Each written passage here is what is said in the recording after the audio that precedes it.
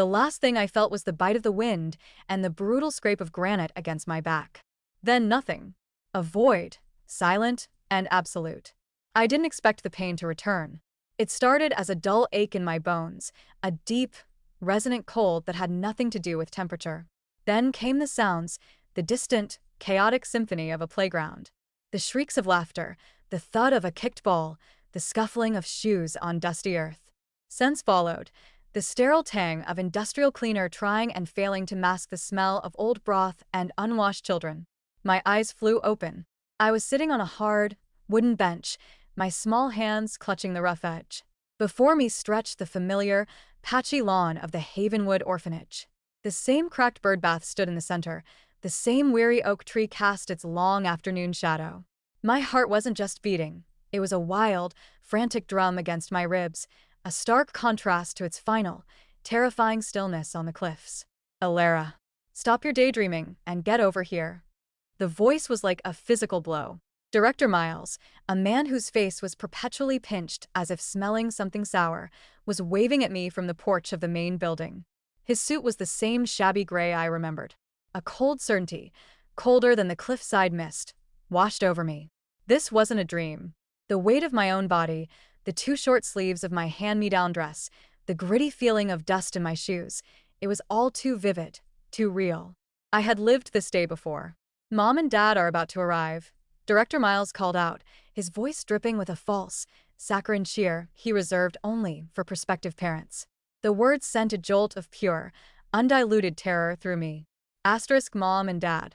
Asterisk Daphne and Nathaniel Crestfall. The people who had plucked me from this obscurity, given me a life of silk sheets and gourmet meals, and then, when it suited them, discarded me like yesterday's garbage. My gaze swept across the yard. The other children had stopped their playing. Their eyes, a mixture of envy, resentment, and a simple, childish curiosity, were fixed on me. I heard the whispers, same as last time. I wish it was me. If Seraphine didn't think they were too provincial, it would never be Alara's turn. And then I saw her, my sister. Seraphine. She stood a few feet away, her back to me, but I would know that halo of golden curls anywhere. Even in a faded pinafore, she carried herself with an innate grace that the rest of us lacked. In our first life, on this day, she had barely glanced at the Crestfalls, deeming their fortune, which would soon become the greatest in Viridia City, beneath her. She had waited for a more prestigious family, a European duke or a tech baron who never came. But now her posture was different.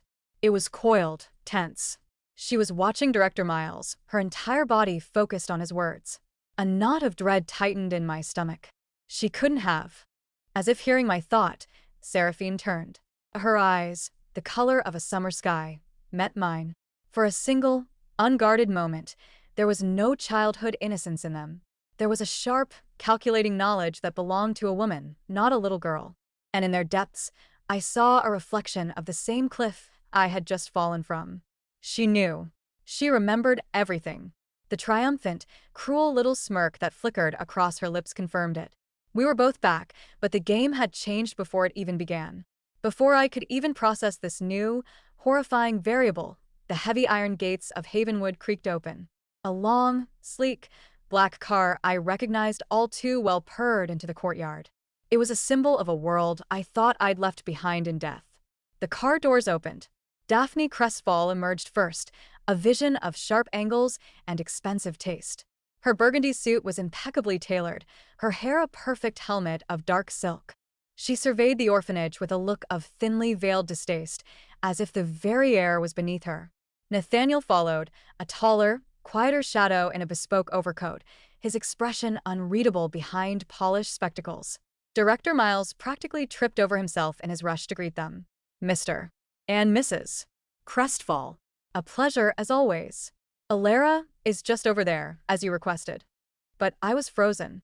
The sight of them, alive and whole, sent a cascade of memories crashing over me. Daphne's cool praise when I made her money, colder still when I failed to be perfectly charming. Nathaniel's absent-minded pats on the head, his attention always elsewhere. The final, soul-crushing memory of Daphne's voice on the phone, clear as crystal. Asterisk, we only have one daughter. Do with her what you will. Asterisk, I was drowning in it, the trauma of my past life holding me rooted to the spot. And Seraphine saw her opening. With a speed that belied her delicate appearance, she darted forward. She didn't run to me, or to the director. She ran straight to Daphne Crestfall, and with a perfectly timed stumble, she threw her small arms around Daphne's legs, burying her face in the expensive fabric of her trousers. A tiny, choked sob escaped her. Then she looked up, and I watched, with a sense of nauseated fascination, as her face transformed. Her big blue eyes swam with instant, perfect tears. Her lower lip trembled, with an artistry I could never hope to match. Are you my mommy?" she whispered, her voice a tiny, heartbreaking thing that carried across the suddenly silent yard. "Could you please take Seraphine home? Seraphine will be the most obedient girl in the whole world." The performance was flawless. It was a masterpiece of manipulation, honed over 2 lifetimes. I saw Daphne's stern expression soften, then melt entirely. This was exactly the kind of vulnerable, beautiful child she had always wanted, a living doll to dress up and show off. Nathaniel looked down, a faint smile touching his lips. Director Miles was flustered. "Oh, Mrs. Crestfall, I'm so sorry. This is Seraphine, Alara's sister. She's just a bit emotional today. Alara, come here now." But the damage was done. Daphne was already bending down, her manicured hand stroking Seraphine's golden hair. There, sweetheart. Don't cry." Seraphine peeked over Daphne's shoulder at me. The tears were gone, replaced by a glint of pure, unadulterated victory. "It's mine now," her eyes seemed to say. Asterisk all of it. Asterisk the other children stared, their earlier envy now morphing into a silent mockery directed at me. I was the one being replaced, right before my eyes. The script of my first life was being torn up, and I had no lines in this new one. Director Miles approached me, his voice dropping into a low, apologetic murmur. "Alara, you see how it is, she's just so upset. Perhaps it's for the best? Havenwood isn't so bad, you know. We're your family here." The condescension in his tone, the assumption that I would simply roll over and give up what was supposed to be mine, sparked something inside me. It was a small, defiant flame, kindled in the cold emptiness my death had left behind. I looked past him, past the triumphant Seraphine, past the preening Daphne, past the passive Nathaniel. My eyes landed on the second car that had followed the Crestfalls' vehicle into the courtyard. It was modest, a dark sedan with a faint layer of city dust. The man who got out was younger than Nathaniel, his shoulders slightly stooped as if carrying an invisible weight. His coat was of good quality, but looked a few seasons old. He didn't stride forward with the Crestfalls' entitlement. He lingered by his car, observing the scene with a quiet, almost sad intensity. Julian Ashgrove. The memory of him was a balm to my raw nerves. Not the wealthy, powerful man he would one day become, but the kind, overlooked uncle. In my first life, when Seraphine's schemes had left me isolated and crying in a dark corner of the mansion, it was Julian who found me. He didn't offer empty platitudes. He sat beside me, handed me a clean handkerchief, and told me a silly story about a clumsy puppy until I smiled. When I was kidnapped, he was the only one who tried to pay the ransom, giving everything he had. He was the only person in that gilded world who had ever seen me, not just my luck. Daphne's voice cut through my reverie, sharp and final. "Director, we'll be taking Seraphine. She's clearly the more sensitive child. She needs us." She glanced at me, and I was once again subjected to that look, a look I knew would become a constant in my life if I followed them. It was a look of disdain, of immediate dismissal. It was the look she'd given me when she believed I'd stolen her jewels, when she thought I'd pushed a child down the stairs. It was the look she'd had when she told my kidnappers I was disposable. The director, cowed by her wealth and authority, simply nodded. Of course. Right away, Mrs. Crestfall." Seraphine, now holding Daphne's hand, shot me a final, gloating smile. "Bye-bye, sister," she chirped, her voice dripping with false sweetness. "Don't be too sad." This was it. The path of my first life was closing forever. If I did nothing, I would be left here, in the dust of Havenwood, while Seraphine took my place, my luck, and my future. The flame of defiance inside me grew into a steady, determined burn. I would not beg for a place in a family that would never truly want me. I would not relive that nightmare. As Daphne and Nathaniel turned to lead their new prize away, I moved. I didn't run to them. I didn't even look at Seraphine. I walked, with a purpose I didn't know my small body could possess, straight towards Julian Ashgrove. He looked down at me, startled, as I stopped in front of him. His eyes were a warm, gentle brown, and they held a kindness I had almost forgotten existed. I reached out and took his large, slightly calloused hand in both of my small ones. His skin was warm, too warm. I remembered this, too. In my first life, I learned later, he had come to the orphanage that day fighting a terrible fever, a fact he hid from his formidable family. I stood on my tiptoes, the way a concerned child would, and pressed my small hand to his forehead. It was burning up. He flinched in surprise, but didn't pull away. "Uncle," I said, my voice clear and steady, carrying in the quiet that had fallen over the courtyard. Everyone had stopped to watch the discarded girl. "Would you like to be my father?" A stunned silence greeted my words. Then, from behind me, I heard Seraphine's poorly suppressed giggle and Daphne's derisive snort. "Like a magnet for trash," Daphne muttered, not quietly enough. Julian's cheeks flushed, whether from fever or embarrassment, I couldn't tell. But he didn't dismiss me. Instead, he crouched down so that his eyes were level with mine. The movement was slow, deliberate. He smiled, a tired but genuine smile that crinkled the corners of his eyes. "You're an interesting kid," he said, his voice a low, pleasant rumble. "Then tell me, why do you want me to be your dad?" I tightened my grip on his hand. "You're sick, Daddy," I said, the title feeling strange and right on my tongue. "You need to take medicine when you're sick, or you won't get better." I infused my voice with all the earnestness a 7-year-old could muster. "But don't worry. From now on, Alara will take good care of you." For a long moment he just looked at me. I saw the weariness in his face, the shadows of disappointments I knew nothing about yet. But I also saw a flicker of something else, amazement, perhaps, or a long-dormant warmth. He reached out and, with a tenderness that made my throat tighten, brushed a stray strand of hair from my face. "Aren't you afraid of getting infected, little one?" I shook my head, my own eyes beginning to sting with real, unshed tears. This was my choice. My chance. "With Daddy here," I whispered just for him, "Alara isn't afraid of anything." That was the truth.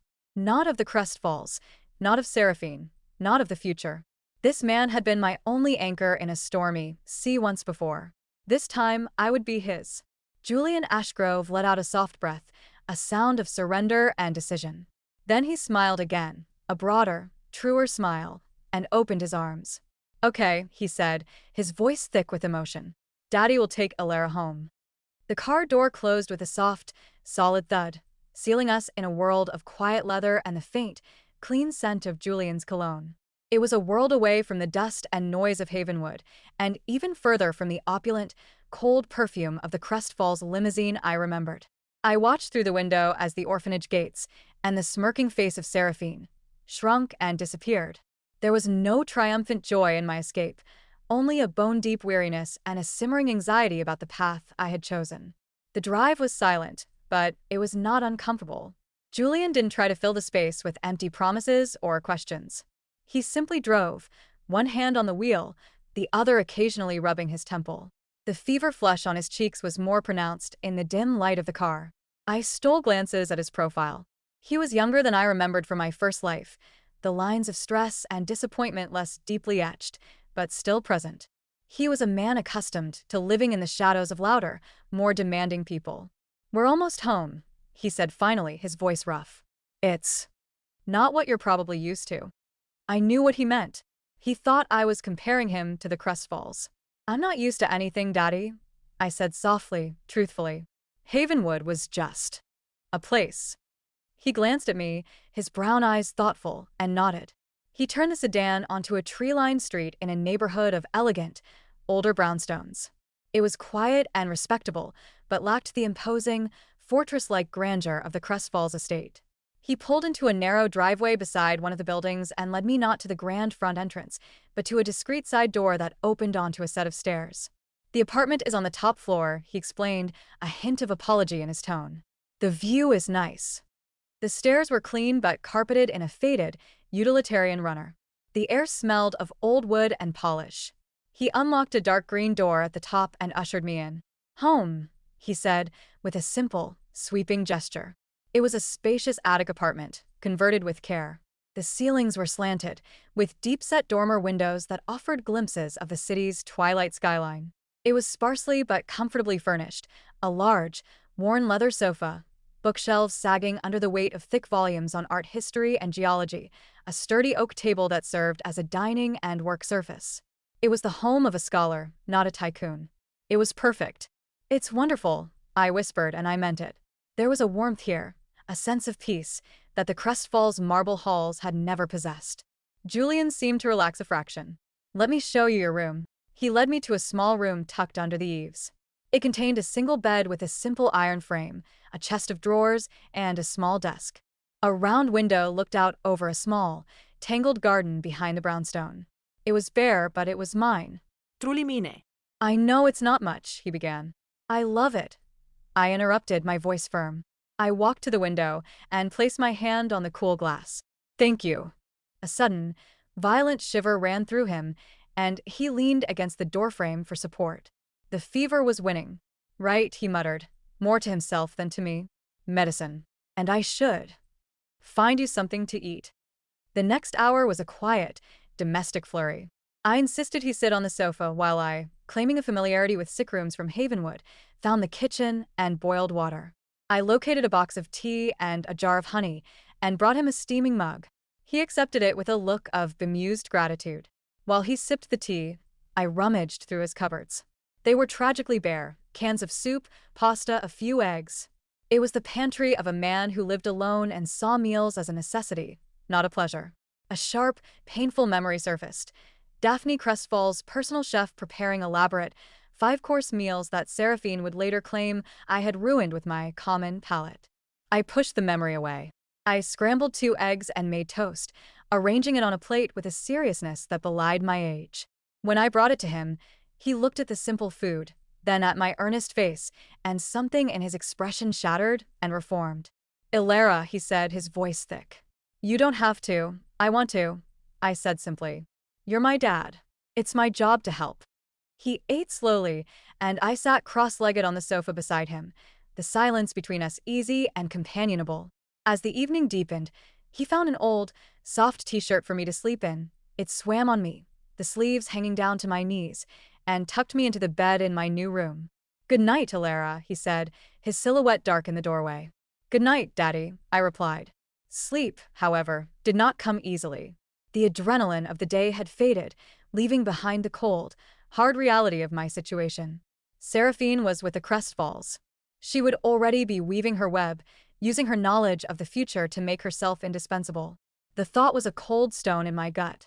My only advantage was that she didn't know about Julian. In her first life, she had written him off as a failure. She would assume I was doomed to a life of obscure poverty, not worth a second thought. That was my shield. For now. The next morning, I woke to the sound of soft coughing from Julian's room. The fever had broken, but it had left him weak and pale. He moved through the apartment slowly, a shadow of the man from the day before. "I have to go into the office for a few hours," he said, trying to sound normal as he buttoned a crisp white shirt. "There are some matters to attend to." I knew what those matters were. The Ashgrove family business, Ethereum Incorporated, a prestigious firm dealing in artifact authentication and acquisition. Julian was the head of a minor department, historical acquisitions, a polite way of saying he was given a small budget to pursue academic curiosities while his half-brother, Caspian, and Caspian's wife, Daphne's sister, ran the profitable, high-stakes side of the business, modern art, gemology, and corporate espionage disguised as competitive collecting. "I'll be fine," I said. "I can read." He left me with a key, some money for lunch, and a list of numbers to call in an emergency. The moment the door closed behind him, the silence of the apartment pressed in on me. This was my first true moment alone since my return. The weight of my mission settled on my small shoulders. I couldn't just wait for fate to unfold. I had to act. Julian's position was precarious. His historical acquisitions department was on the chopping block every quarter, a luxury Caspian was eager to dispense with. I wandered into his study. Ledgers and files were spread across the oak table. I traced a finger over a column of numbers. They told a bleak story. Dwindling funds, rejected proposals, memos from Caspian questioning the department's lack of tangible ROI. And then I saw it, a small, framed photograph on the corner of his desk. It was a woman with kind eyes and a gentle smile, her features a softer, feminine version of Julian's. His mother. The one who had died, bringing him into the world. The reason old Alistair Ashgrove had always held a special, grieving tenderness for his youngest son, a tenderness Caspian viciously resented. My gaze drifted to a stack of auction catalogs. One was open to a page showing a collection of mundane-looking geological samples from a recently discovered cave system in the Viridian foothills. They were listed as Lot 47, assorted mineralogical specimens. $500 to $800. The description was dry, academic. But looking at the grainy photograph, a familiar, almost imperceptible warmth prickled at the edge of my consciousness. It was a feeling I knew well from my first life, a subtle pull towards potential. It wasn't a guarantee of value, but a nudge towards opportunity. My luck, it seemed, had followed me. When Julian returned that evening, he looked utterly defeated.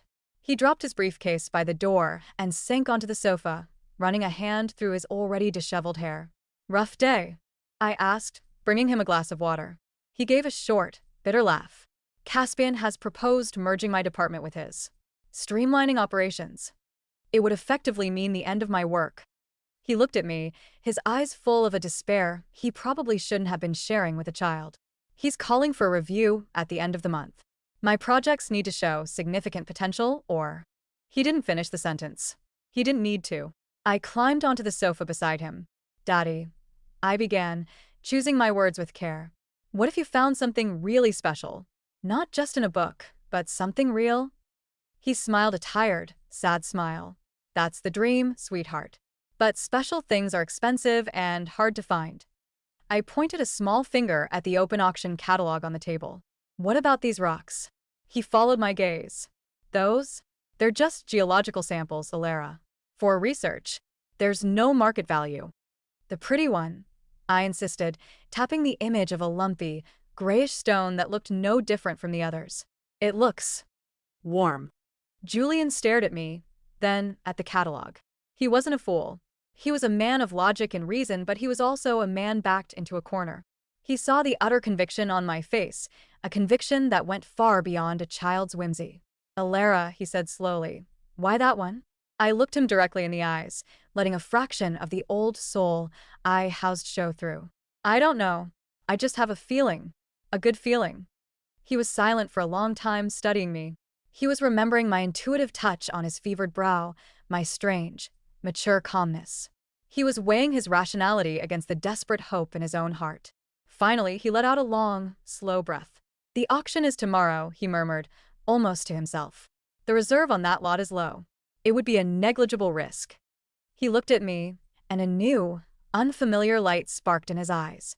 It was the first flicker of the man he was destined to become, not the overshadowed younger brother, but a decision-maker. "Okay," he said, his voice firming. "Okay. We'll go." For the pretty rock." The following afternoon, we found ourselves in a cramped, stuffy auction hall, a world away from the gilded events the Crestfalls frequented. The attendees were mostly academics and collectors of oddities. Julian registered, received his paddle, and we took a seat near the back. I sat beside him, my feet dangling inches from the floor, my heart thumping a nervous rhythm. This was the first test. If my luck had abandoned me in this new life, I had just led my only ally on a fool's errand, confirming his family's belief that he was a hopeless dreamer. The lots came and went quickly. Ancient coins, dusty fossils, boxes of old letters. Finally, the auctioneer announced Lot 47. And now, a collection of mineralogical specimens from the Viridian foothills. "Do I have an opening bid of 500? The room was silent. A few people shifted in their seats, bored. Julian's knuckles were white on the paddle. He glanced down at me. I gave a tiny, almost imperceptible nod. He cleared his throat and raised the paddle. 500 to the gentleman in the back, the auctioneer intoned without enthusiasm. Going once. Twice. Just as the gavel was about to fall, a voice from the front piped up. 600. I craned my neck. It was a stout man with a graying beard, a known collector of geological oddities. Julian's jaw tightened. This wasn't part of the plan. 650, Julian countered, his voice tight. 700, the man replied easily. The bidding crept up, a slow, painful duel of increments. Julian's limit was 1,000. We passed it. 1,200. 1,500. Julian was pale, his body rigid with tension. He was bidding money he couldn't afford to lose on a child's hunch. 2,000, Julian said, his voice cracking slightly. It was a colossal sum for a box of rocks. The bearded man hesitated, shrugged, and shook his head. Sold. To paddle number 114 for $2,000. The gavel fell with a definitive crack. Julian flinched as if struck. He had just spent a significant portion of his department's discretionary fund on a feeling.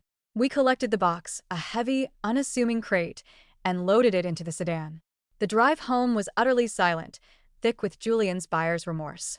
He didn't speak as he carried the crate up the stairs and set it on the oak table in the center of the apartment. He pried the lid off with a crowbar. Inside, nestled in packing straw, were the specimens, just as dull and ordinary as they had looked in the photograph. Alara. Julian began, his voice heavy with a sadness that broke my heart. Please, I whispered, my own confidence wavering. I reached into the box, my small hands bypassing the more colorful stones, and went straight for the lumpy, gray one I had pointed to. It felt Right. this one. Can we? Can we have it looked at? By a specialist? Julian looked from my pleading face to the worthless-looking rock. He was a gentleman, and he was kind. He wouldn't berate me. But the hope that had flickered in him yesterday was extinguished, replaced by the grim acceptance of his fate. All right, he said, his tone gentle but final. There's a man I know, a gemologist. I'll take it to him tomorrow.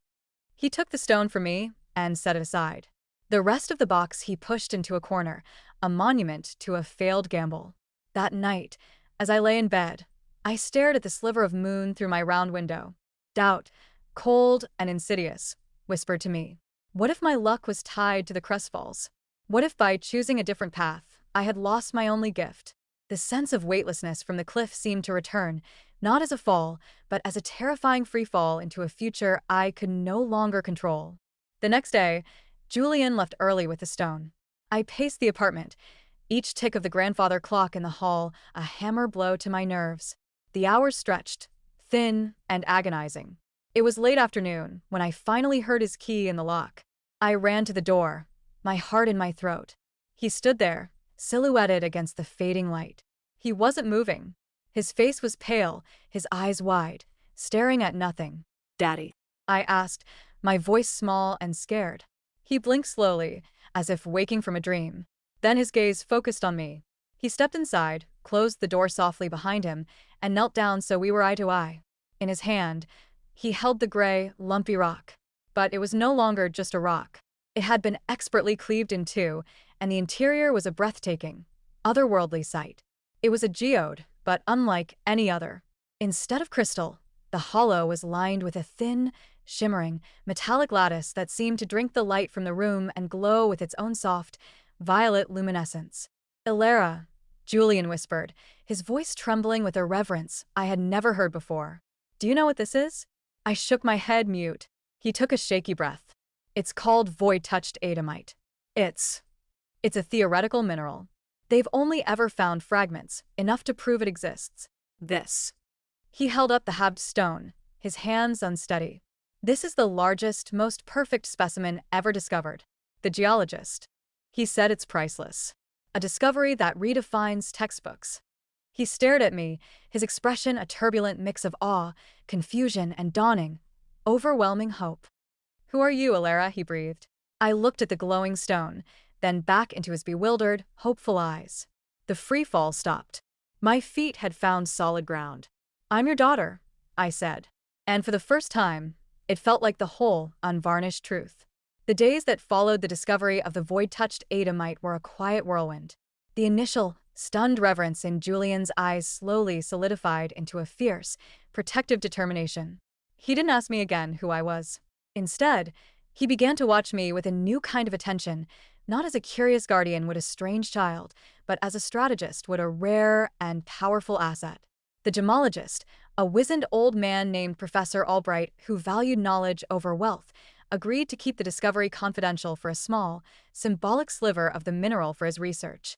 The rest, Julian explained as he carefully stored the halved geode in a secure safety deposit box, was our seed capital. It was not just money, it was a story. A story of an impossible find, of an eye for the extraordinary. In the rarefied world of Ethereum Incorporated, such stories held a power all their own. We need to be careful, Elara, he told me one evening, his brow furrowed as he reviewed his department's now replenished accounts. This kind of success draws attention. The wrong kind. He didn't need to specify. I knew he meant Caspin. The news of Julian's sudden, mysterious financial injection had undoubtedly filtered up to the executive suites. A man on the verge of having his department dissolved doesn't suddenly pay off old vendor debts and submit a proposal for a new, ambitious acquisition, a collection of pre-collapse-era tapestries, without someone noticing. The tapestries were my idea. In my first life, Caspian had dismissed them as moth-eaten rags, only for a museum in Francia to later identify one as a lost masterpiece, worth millions. It was a safe bet, a way to build credibility without relying solely on my nebulous feelings. A week after the Adamite discovery, a thick, cream-colored envelope arrived by courier. Julian opened it, and a faint, familiar scent of jasmine and arrogance wafted out. It was an invitation. The Ethereum Annual Gala. Julian read, his voice flat. Caspian and Genevieve request the pleasure of your company. He looked up at me, a grim smile on his face. He's summoning us. Wants to see the lay of the land for himself. The gala was the social event of the season for Viridia's elite collectors and benefactors. It was held at the Ethereum headquarters, a towering spire of glass and steel that dominated the financial district. In my past life, I had attended such events with the crest falls, a silent, nervous shadow in Seraphine's dazzling wake. This time would be different. The night of the gala, I wore a simple, dark blue velvet dress that Julian had bought for me. It was elegant in its simplicity, a stark contrast to the frills and lace I knew Seraphine would be drowning in. Julian looked handsome and severe in his tailored tuxedo, but I could see the tension in his shoulders as our taxi pulled up to the glittering tower. The entrance hall was a cavern of light and sound. A string quartet played in a corner, the music barely audible over the din of polished conversation and clinking champagne flutes. The air was thick with the scent of perfume, expensive tobacco, and ambition. I felt a familiar, cold knot of anxiety tighten in my stomach, the ghost of a lifetime of never being enough. Then a small, warm hand found mine. Julian looked down at me, his gaze steady. "Stay close," he murmured. "And remember, we have nothing to prove to these people." We had only taken a few steps into the throng when I saw them. Daphne and Nathaniel Crestfall, holding court near a monumental ice sculpture. And beside them, clinging to Daphne's hand, was Seraphine. She was a vision in blinding white silk and pearls, her golden curls artfully arranged. She looked like a miniature angel, but her eyes, when they found mine across the room, were sharp and calculating. She took in my simple dress, my hand clasped in Julian's, and her lips curved into a tiny, condescending smile. She looked away quickly, whispering something to Daphne, who then turned to stare at us with undisguised contempt. "Julian," a smooth, oily voice said behind us. "I'm so glad you could make it. And you must be the Child." We turned. Caspian Ashgrove was a taller, broader version of Julian, but where Julian's features held a thoughtful kindness, Caspian's were sharpened by avarice. His smile was a perfect, white, and utterly empty thing. On his arm was his wife, Genevieve, Daphne's older sister, a woman so thin and sharply dressed she seemed capable of cutting glass. "Caspian, Genevieve," Julian replied, his tone neutral. "This is my daughter, Elara." "Charmed," Genevieve said, her eyes sweeping over me like I was a piece of furniture that didn't quite match the decor. "A touching story," Caspian said, his gaze lingering on me with an unnerving intensity. "Taking in a stray. Though one must be so careful about breeding." He shifted his attention to Julian. "I was surprised to see your department's new proposal. Found a secret benefactor, little brother? Or perhaps just a lucky streak?" The condescension was a physical force. I felt Julian's hand tighten minutely around mine. "Just sound investment, Caspian," Julian replied evenly. "Backed by research." "Of course," Caspian chuckled, a sound without warmth. "Research." His eyes scanned the crowd and landed on the Crestfalls. "Ah, I see your former charge is doing well for herself. The Crestfalls' new daughter is quite the little darling, already showing an uncanny eye for quality. Picked out a stunning Art Deco bracelet for Daphne just yesterday. The jeweler said it was the best piece in his collection." My blood ran cold. Seraphine was already at work, using her knowledge of the future to perform her own small miracles, ingratiating herself, building her legend. Before Julian could reply, a hush fell over a section of the crowd. An elderly man, leaning heavily on an ornate cane carved from what looked like dragon bone, was making his way slowly through the room. He was frail, his posture stooped, but his eyes, dark and intelligent, missed nothing. Alistair Ashgrove, the patriarch. He moved with a quiet authority that parted the sea of socialites. He ignored Caspian's outstretched hand and Genevieve's simpering greeting. His gaze swept past the crestfalls. Instead, his ancient eyes, clouded with age but still piercing, landed squarely on Julian and then, to my shock, on me. He shuffled towards us, the tap of his cane a solemn counterpoint to the festive music. Julian. The old man's voice was a dry rustle, but it carried. Grandfather, Julian said, his posture straightening. I didn't know you would be well enough to attend. A man must see the state of his kingdom, Alistair replied, his eyes still fixed on me. And who is this? My daughter, sir. Alara. Alistair Ashgrove studied me for a long, uncomfortable moment. The noise of the gala seemed to fade away. He wasn't looking at a child. He was appraising an artifact, searching for flaws, for provenance. I met his gaze, not with defiance, but with a calm I did not feel. A quiet one, he mused. Good. The loudest piece in the room is rarely the most valuable. He then turned his attention to Julian. I approved your tapestry proposal. A curious choice. See that it pays off. I am interested to see the direction of your research. It was a dismissal, but a significant one. Caspian's smile had frozen on his face. The old man had publicly acknowledged Julian's project, a rare and meaningful gesture. As Alistair moved away, Caspian's mask of civility cracked. Playing to his sentimentality, Julian? Using a child to curry favor? How pathetic. The barb hit its mark. I felt Julian flinch. It was then that Seraphine chose to make her move. She drifted over to us, a vision of innocent charm, Daphne trailing behind her like a battleship. Uncle Julian, she said, her voice a sweet chime. Hello again. She turned her saccharine smile to me. Hello, Alara. I'm so glad you found a home. It must be so much quieter than what you're used to. The insult, wrapped in honey, hung in the air. Daphne sniffed. Yes, quite a step down. But I suppose one must make do. Julian's jaw was clenched. The old wounds, the lifetime of being considered the lesser son, were being ruthlessly prodded. But Seraphine wasn't finished. Her eyes widened as she looked at a simple silver locket I wore, a gift Julian had given me the day before. Oh, what a pretty trinket, she said, her tone implying it was anything but. It reminds me of a story Mrs. Crestfall told me about a famous locket that was lost generations ago. The Siren's Tear, they called it. It was said to be made of moonstone and silver, and it was lost when a ship sank off the Viridian coast. It would be so wonderful if someone could find it, wouldn't it? She looked directly at me, a challenge glittering in her blue eyes. She was baiting me. She knew, from our past life, that I would feel the pull of such a story, the temptation to use my luck to find this legendary piece. She was trying to lead me, to set a trap on a path she had already mapped. I said nothing. I just looked back at her, my face a placid mask. Julian, however, had had enough. Alara's jewelry is none of your concern, he said, his voice cold and formal. And her home is with me. We require no commentary on its quality. He looked from Seraphine to Daphne, and finally to Caspian. If you'll excuse us. He turned, leading me away from the toxic little circle. As we walked, I glanced back. Seraphine's sweet mask had slipped completely, revealing a flash of pure, frustrated venom.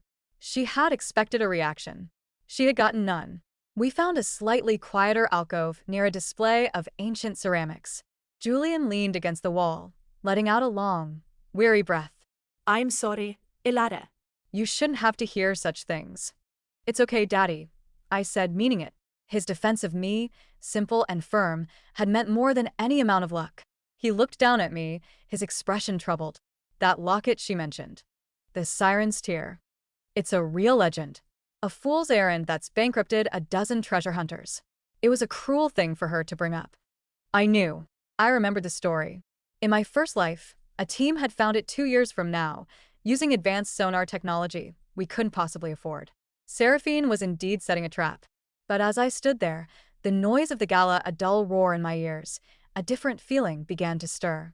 It wasn't about the locket. It was something else, something in this very room. My gaze drifted away from Julian, past the chatting socialites, towards a dimly lit corner of the hall where a collection of less glamorous items was on display, donations for a silent auction supporting the city's museum. Among them was a large, rolled-up carpet. It was old, its colors faded, its edges frayed. It looked utterly out of place amidst the glittering jewels and modern art. A small card propped against it read, Antique Viridian Runner, circa 1800s. Provenance unknown. Most people's eyes slid right over it. But mine didn't. A faint, persistent hum, like a single, sustained note from a distant cello, resonated at the edge of my perception. It was the same feeling I'd had with the Adamite, but subtler, woven into the fabric of the thing itself. "Daddy," I said softly, tugging his hand. "That carpet." Julian followed my gaze. He frowned. "What about it? It looks like it belongs in a dusty attic." "Can we bid on it?" I asked. "Please." He looked from the carpet to my earnest face, then back to the carpet. He was remembering the gray rock. The void touched Adamite. The trust warred with his common sense. "Ilara, it's for a good cause, but our funds are still. It's important." I interrupted, my voice low and urgent. I think it's more than it seems." The weight of my previous success hung in the balance. He saw the absolute certainty in my eyes, the same certainty that had led him to a priceless discovery. He let out a breath, a mix of resignation and burgeoning faith. "All right," he said, "but we set a strict limit." We went to the silent auction table.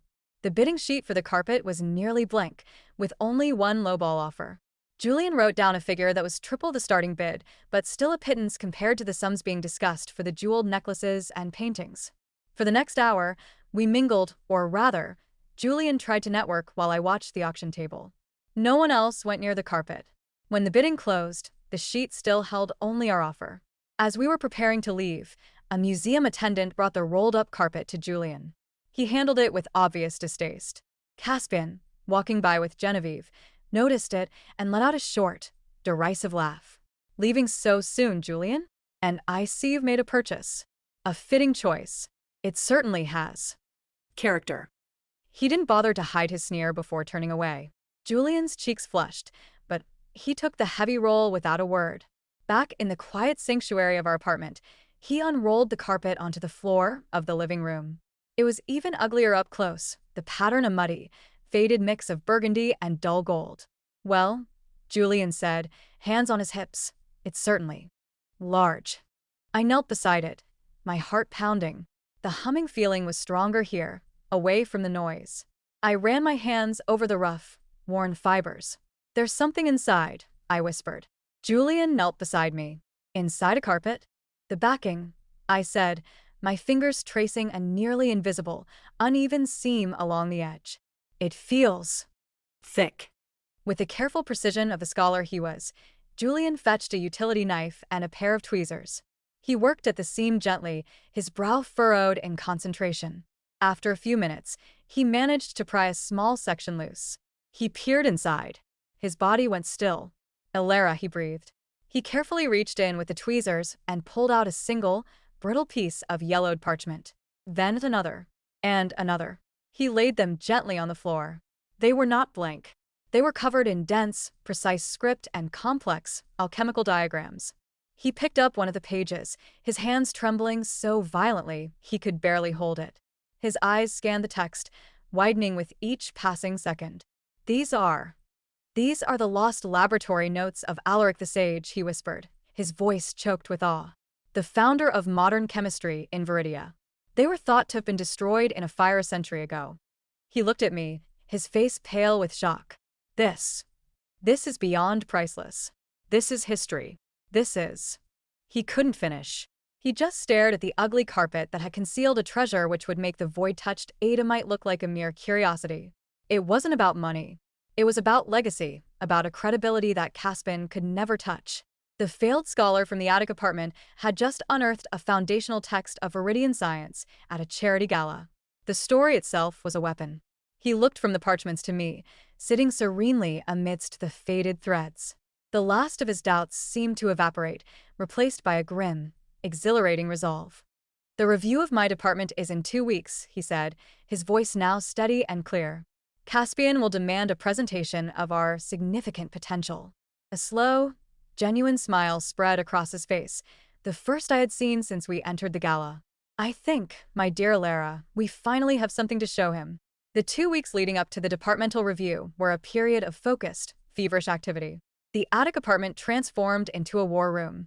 The ugly carpet was carefully rolled and stored away, but the fragile pages of Alaric the Sage's notes became the heart of our campaign. Julian, fueled by a passion I had never seen in him before, spent long hours at the oak table, cross-referencing the diagrams, verifying the archaic chemical notations with modern texts. The air grew thick with a scent of old paper, coffee, and a palpable, crackling energy. This wasn't just about saving his job anymore. It was about reclaiming a legacy.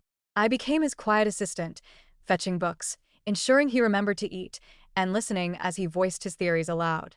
The notes were a revelation, detailing early experiments with elemental purification and alloy creation that predated accepted history by decades. Their value wasn't merely academic. The foundational principles could revolutionize modern materials science. Ethereum Incorporated, S biggest competitors, were investing billions in such research. We held the blueprints in our hands, purchased for the price of a cheap hotel room.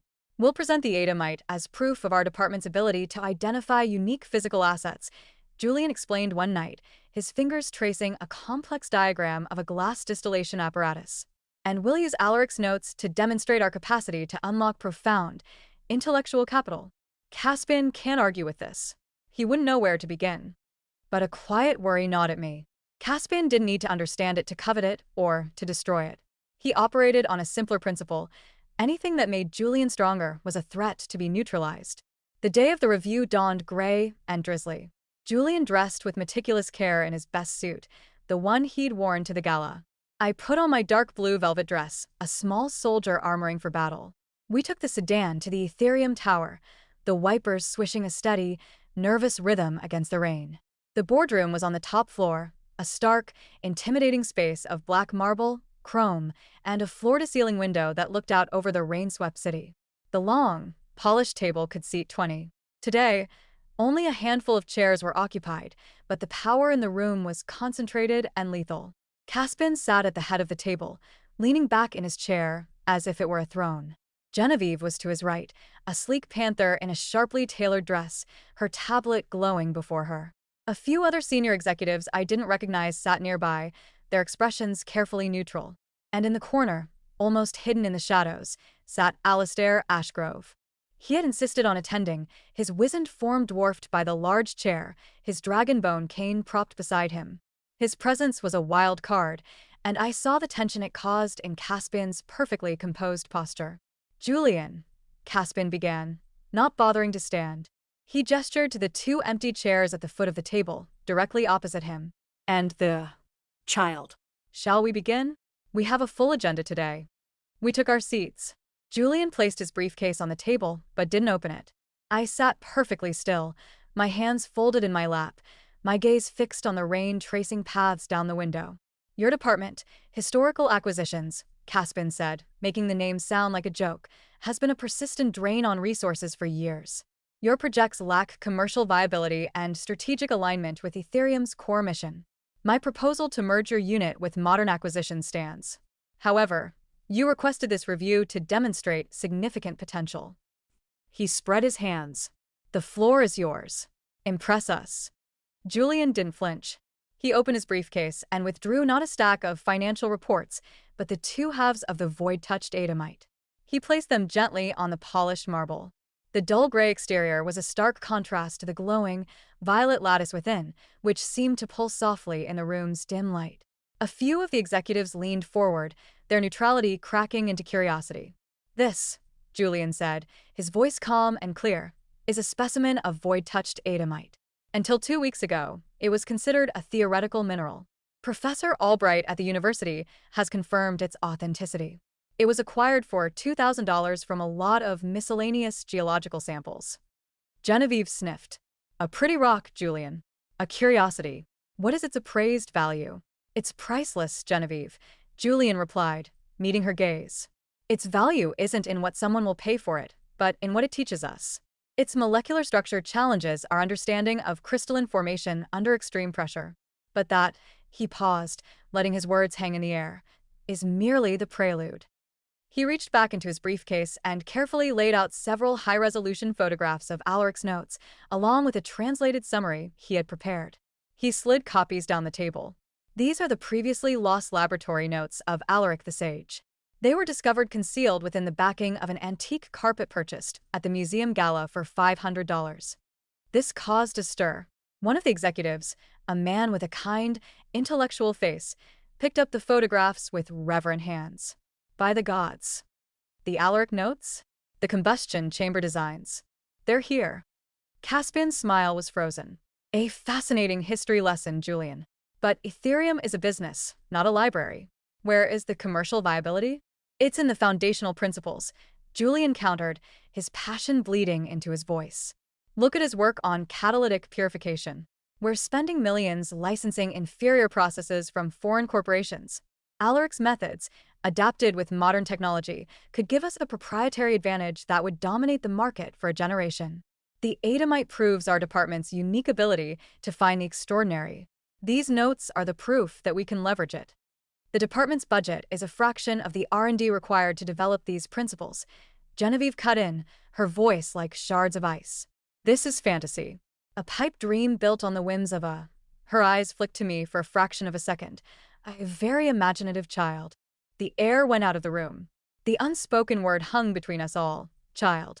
It was the core of Caspian's argument. That Julian's judgment was compromised, his success a fluke, his strategy built on the unreliable intuition of an orphan. It was then that Alastair Ashgrove stirred in his corner. He hadn't spoken a word, hadn't even looked at the papers being passed around. His dark, clouded eyes were fixed on me. Come here, girl, he rasped. Every head turned. Caspian looked momentarily panicked. Grandfather, this is hardly the time. Silence, the old man commanded, his voice a whip-crack of authority that belied his frailty. He pointed a bony finger at me. You. Alara, come here. Julian gave my hand a slight, reassuring squeeze under the table. I slid off my chair and walked the long length of the table until I stood before the patriarch. He smelled of camphor and old books. He studied me again just as he had at the gala. My son presents two remarkable discoveries, he said, his voice low, for me alone. My other son calls it luck. A child's fancy. What do you say? The room was utterly silent. I could feel Caspian's glare burning into my back. This was the moment. I couldn't speak like a child. I couldn't reveal the truth. I had to find a middle ground. I looked at the old man, at the sharp intelligence still burning in his aged eyes. I chose my words with the care of a jeweler selecting gems. The world is very loud, grandfather, I said, my voice small but clear in the silent room. Most people only hear the big noises. Money, power, shiny things. I paused, gathering the concept. But sometimes the most important things. Whisper. The Adamite whispered. The carpet whispered. I just learned how to listen. I saw a flicker in Alastair's eyes. Understanding. Not of my luck, but of the metaphor. He was a man who had built an empire by listening to the whispers of the market, of history, of opportunity that others missed. He gave a slow, almost imperceptible nod. Then he turned his head, his gaze sweeping across the executives before landing on Caspian. The child has a better grasp of strategy than you do, Caspian, he said, his voice carrying easily. You look for value where everyone else is already digging. She finds it where no one else thinks to listen. He lifted his cane and pointed it at the photographs of the notes. That is not a history lesson. That is a weapon. And it belongs to this company. To Julian's department. He struggled to his feet, leaning heavily on his cane. The executives shot to theirs out of respect. The review is over, Alastair declared. The Historical Acquisitions Department will not only remain autonomous, its budget will be increased by 50%. It will report directly to me on the development of the Alaric protocols. He fixed Caspian with a stare that could etch steel. Is that understood? Caspian's face was a mask of controlled fury. The muscles in his jaw bulged. Perfectly, grandfather. Without another word, Alistair Ashgrove shuffled towards the door. He paused as he passed Julian and me. He didn't look at Julian. He looked at me. "Keep listening, child," he murmured, and then he was gone. The moment the door closed, the tension in the room shattered. The executives began gathering their things, murmuring amongst themselves, shooting looks of newfound respect and pity towards Julian. Caspian stood up slowly, his chair scraping against the marble. He walked around the table until he stood directly in front of Julian, ignoring me completely. "A clever trick, little brother," he said, his voice a low, venomous whisper. "Using the old man's sentimentality and a foundling's parlor games. But this isn't over. You've won a battle. Don't mistake it for the war." He turned and strode from the room, Genevieve following in his wake, like a shadow. We were left alone in the vast, silent boardroom. The rain had lessened, and a weak, gray light filtered through the window. Julian let out a long, shuddering breath, his shoulders slumping as the adrenaline left him. He looked down at the Adamite and the photographs, then at me. "We did it," he whispered, a disbelieving smile finally breaking through his exhaustion. I nodded, but the cold knot in my stomach hadn't entirely dissolved. Caspian's threat wasn't empty. We had humiliated him in front of the board, and more importantly, in front of his grandfather. He would retaliate. Alistair's protection was a shield, but the old man was frail. His time was limited. And Seraphine was still out there, a silent, poisonous variable in the Crestfall household. Her trap with the siren's tear had failed, but she would be crafting others. As we packed the artifacts away, a new whisper began to stir at the edge of my mind. It wasn't about an object this time. It was a feeling of unease, a chill that had nothing to do with the rain. It was a warning, faint but persistent, of a storm gathering on the horizon. The battle was won, but the war, as Caspian had said, was just beginning. And the next attack, I feared, wouldn't be in a boardroom. It would be far more personal. The victory in the boardroom was sweet, but fleeting, like a sugar crystal dissolving on the tongue. The increased budget and direct mandate from Alistair granted Julian a newfound, brittle respect within Ethereum. His colleagues, who had once passed him in the halls with vague nods, now stopped to engage him in conversation. Invitations to high-level strategy meetings, once a closed door, now appeared in his digital calendar. He wore this change with a quiet dignity, but I could see the constant vigilance in his eyes. He knew the platform he stood on was built over a pit of vipers. The increased budget meant we could move beyond theory. Julian, with a fire in his soul I had never seen, assembled a small, trusted team, a brilliant but overlooked materials scientist named Dr. Eris Thorne, and a sharp, quiet historian, Lena Petrova. Their mission was to take Alaric's notes from parchment to prototype. Our apartment became less of a war room and more of a laboratory, with schematics taped to the slanted walls and the scent of ozone from small-scale electrical experiments replacing the smell of old paper.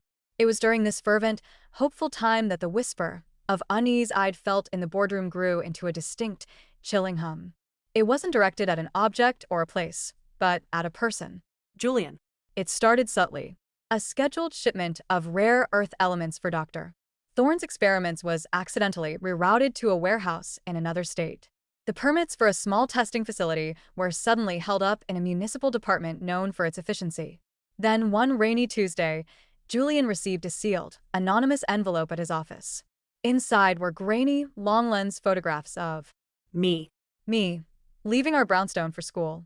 Me, walking to the corner store with Julian. Me, sitting on the front steps, reading a book. There was no note. The message was clear, and it turned my blood to ice. Asterisk, we are watching. She is vulnerable. Asterisk, Julian's face, when he showed me the photos that evening, was a terrifying shade of gray. The calm, determined strategist was gone, replaced by a raw, paternal fear. "This stops now," he said, his voice trembling with a rage I had never heard from him.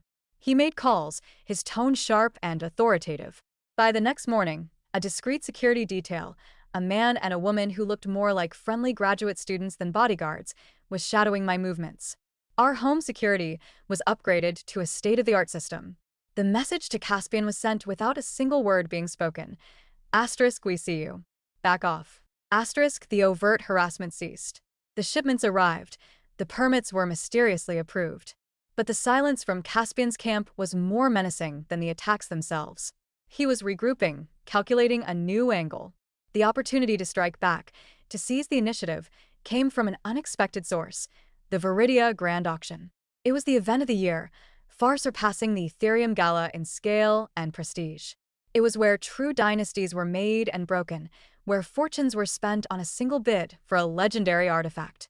It was also where, in my past life, Daphne Crestfall had cemented her family's rise by acquiring the Sunstone Diadem, a piece whose beauty and provenance had captivated the city.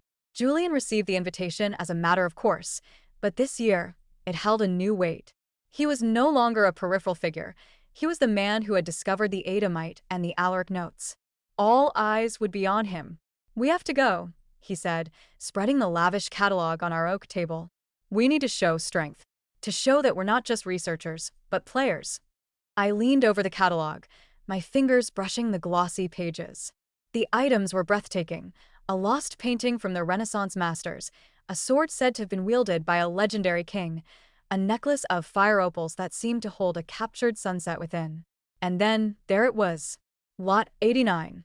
The Sunstone Diadem. The description was effusive, detailing its flawless yellow diamonds and its history belonging to a forgotten queen. But as I looked at it, I felt nothing. No pull, no whisper. It was just a pretty, expensive thing. My gaze drifted away, past the glamorous lots, to the back of the catalog, where the less glamorous items were listed. Lots with low estimates, lots with provenance unknown. My finger stopped on lot 112. It was a pair of objects sold together. The first was a large, tarnished silver mirror in a heavy, ornate frame, blackened with age. The description read, 19th century silvered glass mirror, surface heavily degraded. The second was a matching, equally tarnished hairbrush and comb set. The estimate was a paltry few $1,000s. Most would see a dusty, damaged antique set. But looking at the photograph, the hum in my mind intensified into a clear, resonant chime. It wasn't a whisper of potential value, but of profound significance. There was a story here, a truth waiting to be uncovered. "Daddy," I said, my voice quiet but firm, "we need to buy this." Julian leaned over, his brow furrowing. "The mirror set? Alara, it's junk. The silvering is completely gone. It's worthless." "It's not," I insisted, the certainty a solid weight in my chest. "It's important. More important than the diadem." He sighed, running a hand through his hair. "Alara, the world will be watching. If I spend our capital, even a small amount, on what looks like scrap metal, everything we've built, the credibility we just won, it will evaporate. Caspian will laugh us out of the city." I understood his fear. This was a gamble I was asking him to take, not in a dusty auction hall of academics, but in the glittering, merciless coliseum of high society. The risk wasn't financial. It was reputational.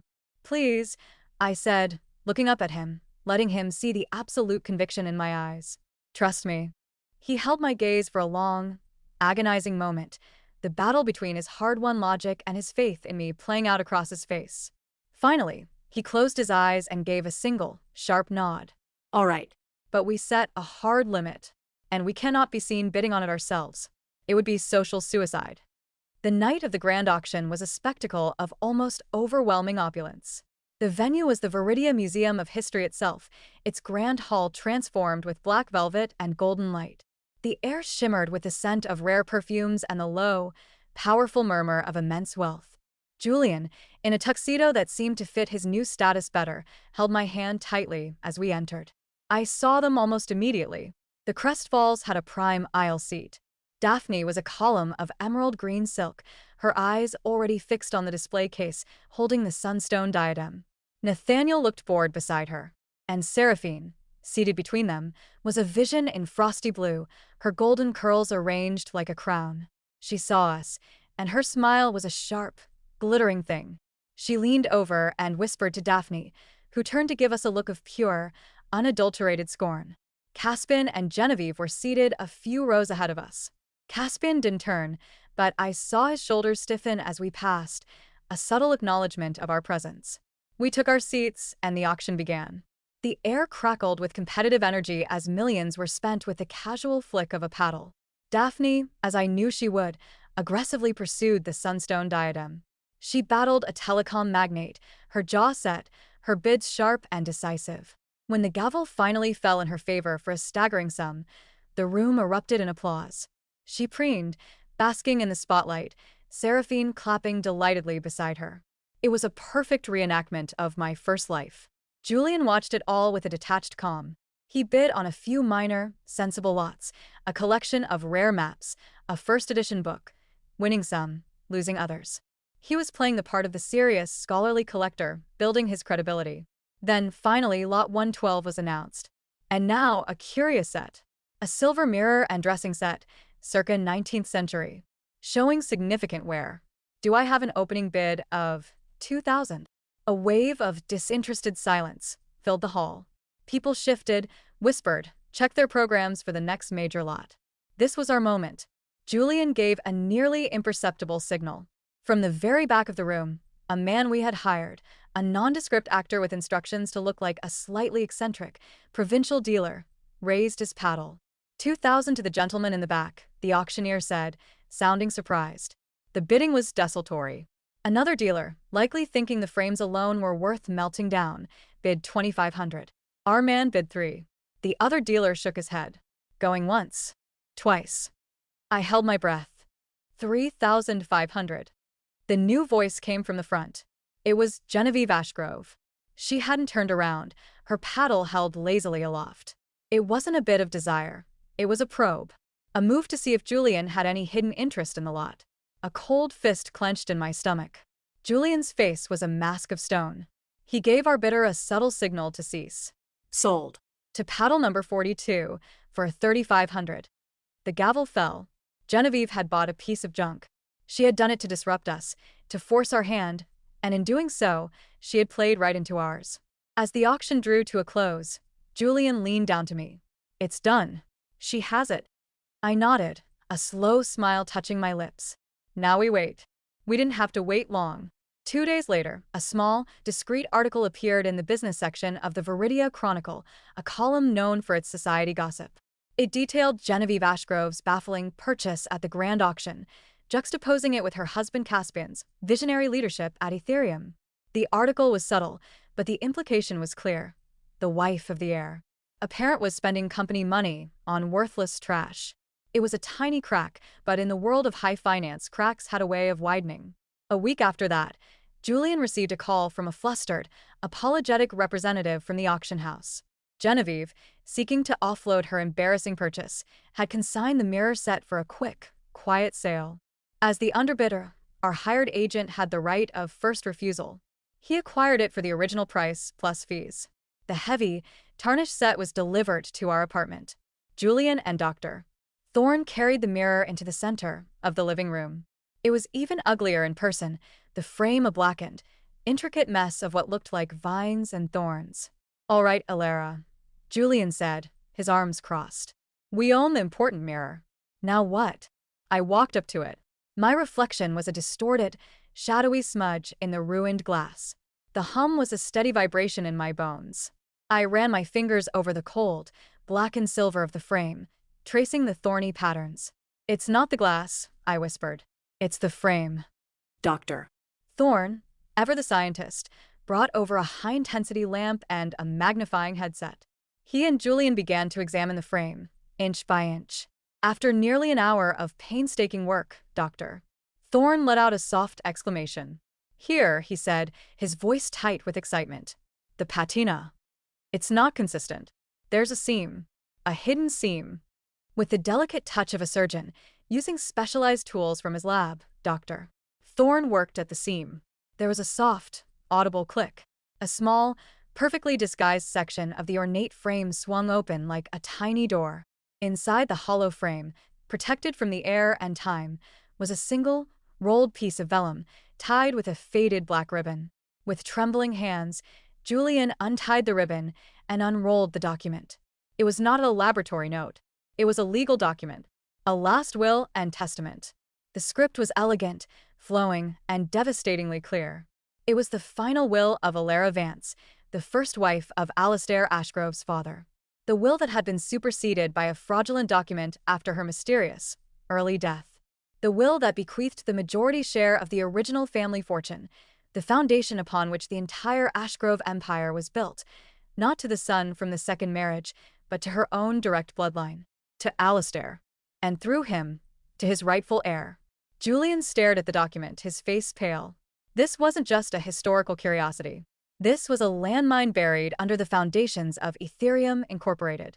This document proved that Caspian's entire branch of the family, the branch that had bullied and belittled Julian his entire life, were not just interlopers, but potentially the beneficiaries of a generations-old fraud. He looked from the vellum to the ugly, tarnished mirror that had concealed it. Genevieve, he breathed, a slow, grim smile finally spreading across his face. She didn't just buy us a piece of junk. She bought us the key to the kingdom. The silence in the apartment after the discovery of the will was profound, broken only by the faint, city-muffled sounds of traffic from far below. It was not a peaceful silence, but the heavy, breathless quiet that follows an earthquake, where the world has finished shaking but the dust has not yet settled, and the new, terrifying shape of the landscape is only just becoming clear. Julian did not move. He stood holding the vellum, his knuckles white, his eyes scanning the elegant, damning script over and over again. Doctor. Thorne and Lena Petrova watched him, their expressions a mixture of awe and fear. They understood the academic significance, but I, even with my child's mind, understood the deeper, more dangerous truth. We hadn't just found a historical document. We had lit a fuse on a powder keg that had been buried for generations. Julian. Lena finally ventured, her voice hushed. What does it mean? He looked up, his eyes finding mine first before addressing them. His face was a battleground of emotions, shock, vindication, and a deep, weary sorrow. It means, he said, his voice rough, that the man who raised Caspian, the man I was taught to call uncle, may have gained control of this family's fortune by suppressing his own half-sister's final wishes. It means that Caspian's entire branch of the family, their position, their power, is built on a lie. Doctor. Thorne let out a low whistle. This is beyond corporate espionage. This is dynasty level. We have to take this to the board immediately, Lena said, her historian's sense of justice ignited. This changes everything. No. Julian's response was immediate and firm. He carefully, reverently, re-rolled the vellum and retied the black ribbon. Not yet. Not like this. Why not? Lena protested. It's the truth. Truth is a weapon, Lena, Julian replied, his gaze turning inward, tactical. And a weapon wielded clumsily can blow up in your hands. If I march into the boardroom with this, it becomes a public, bloody coup.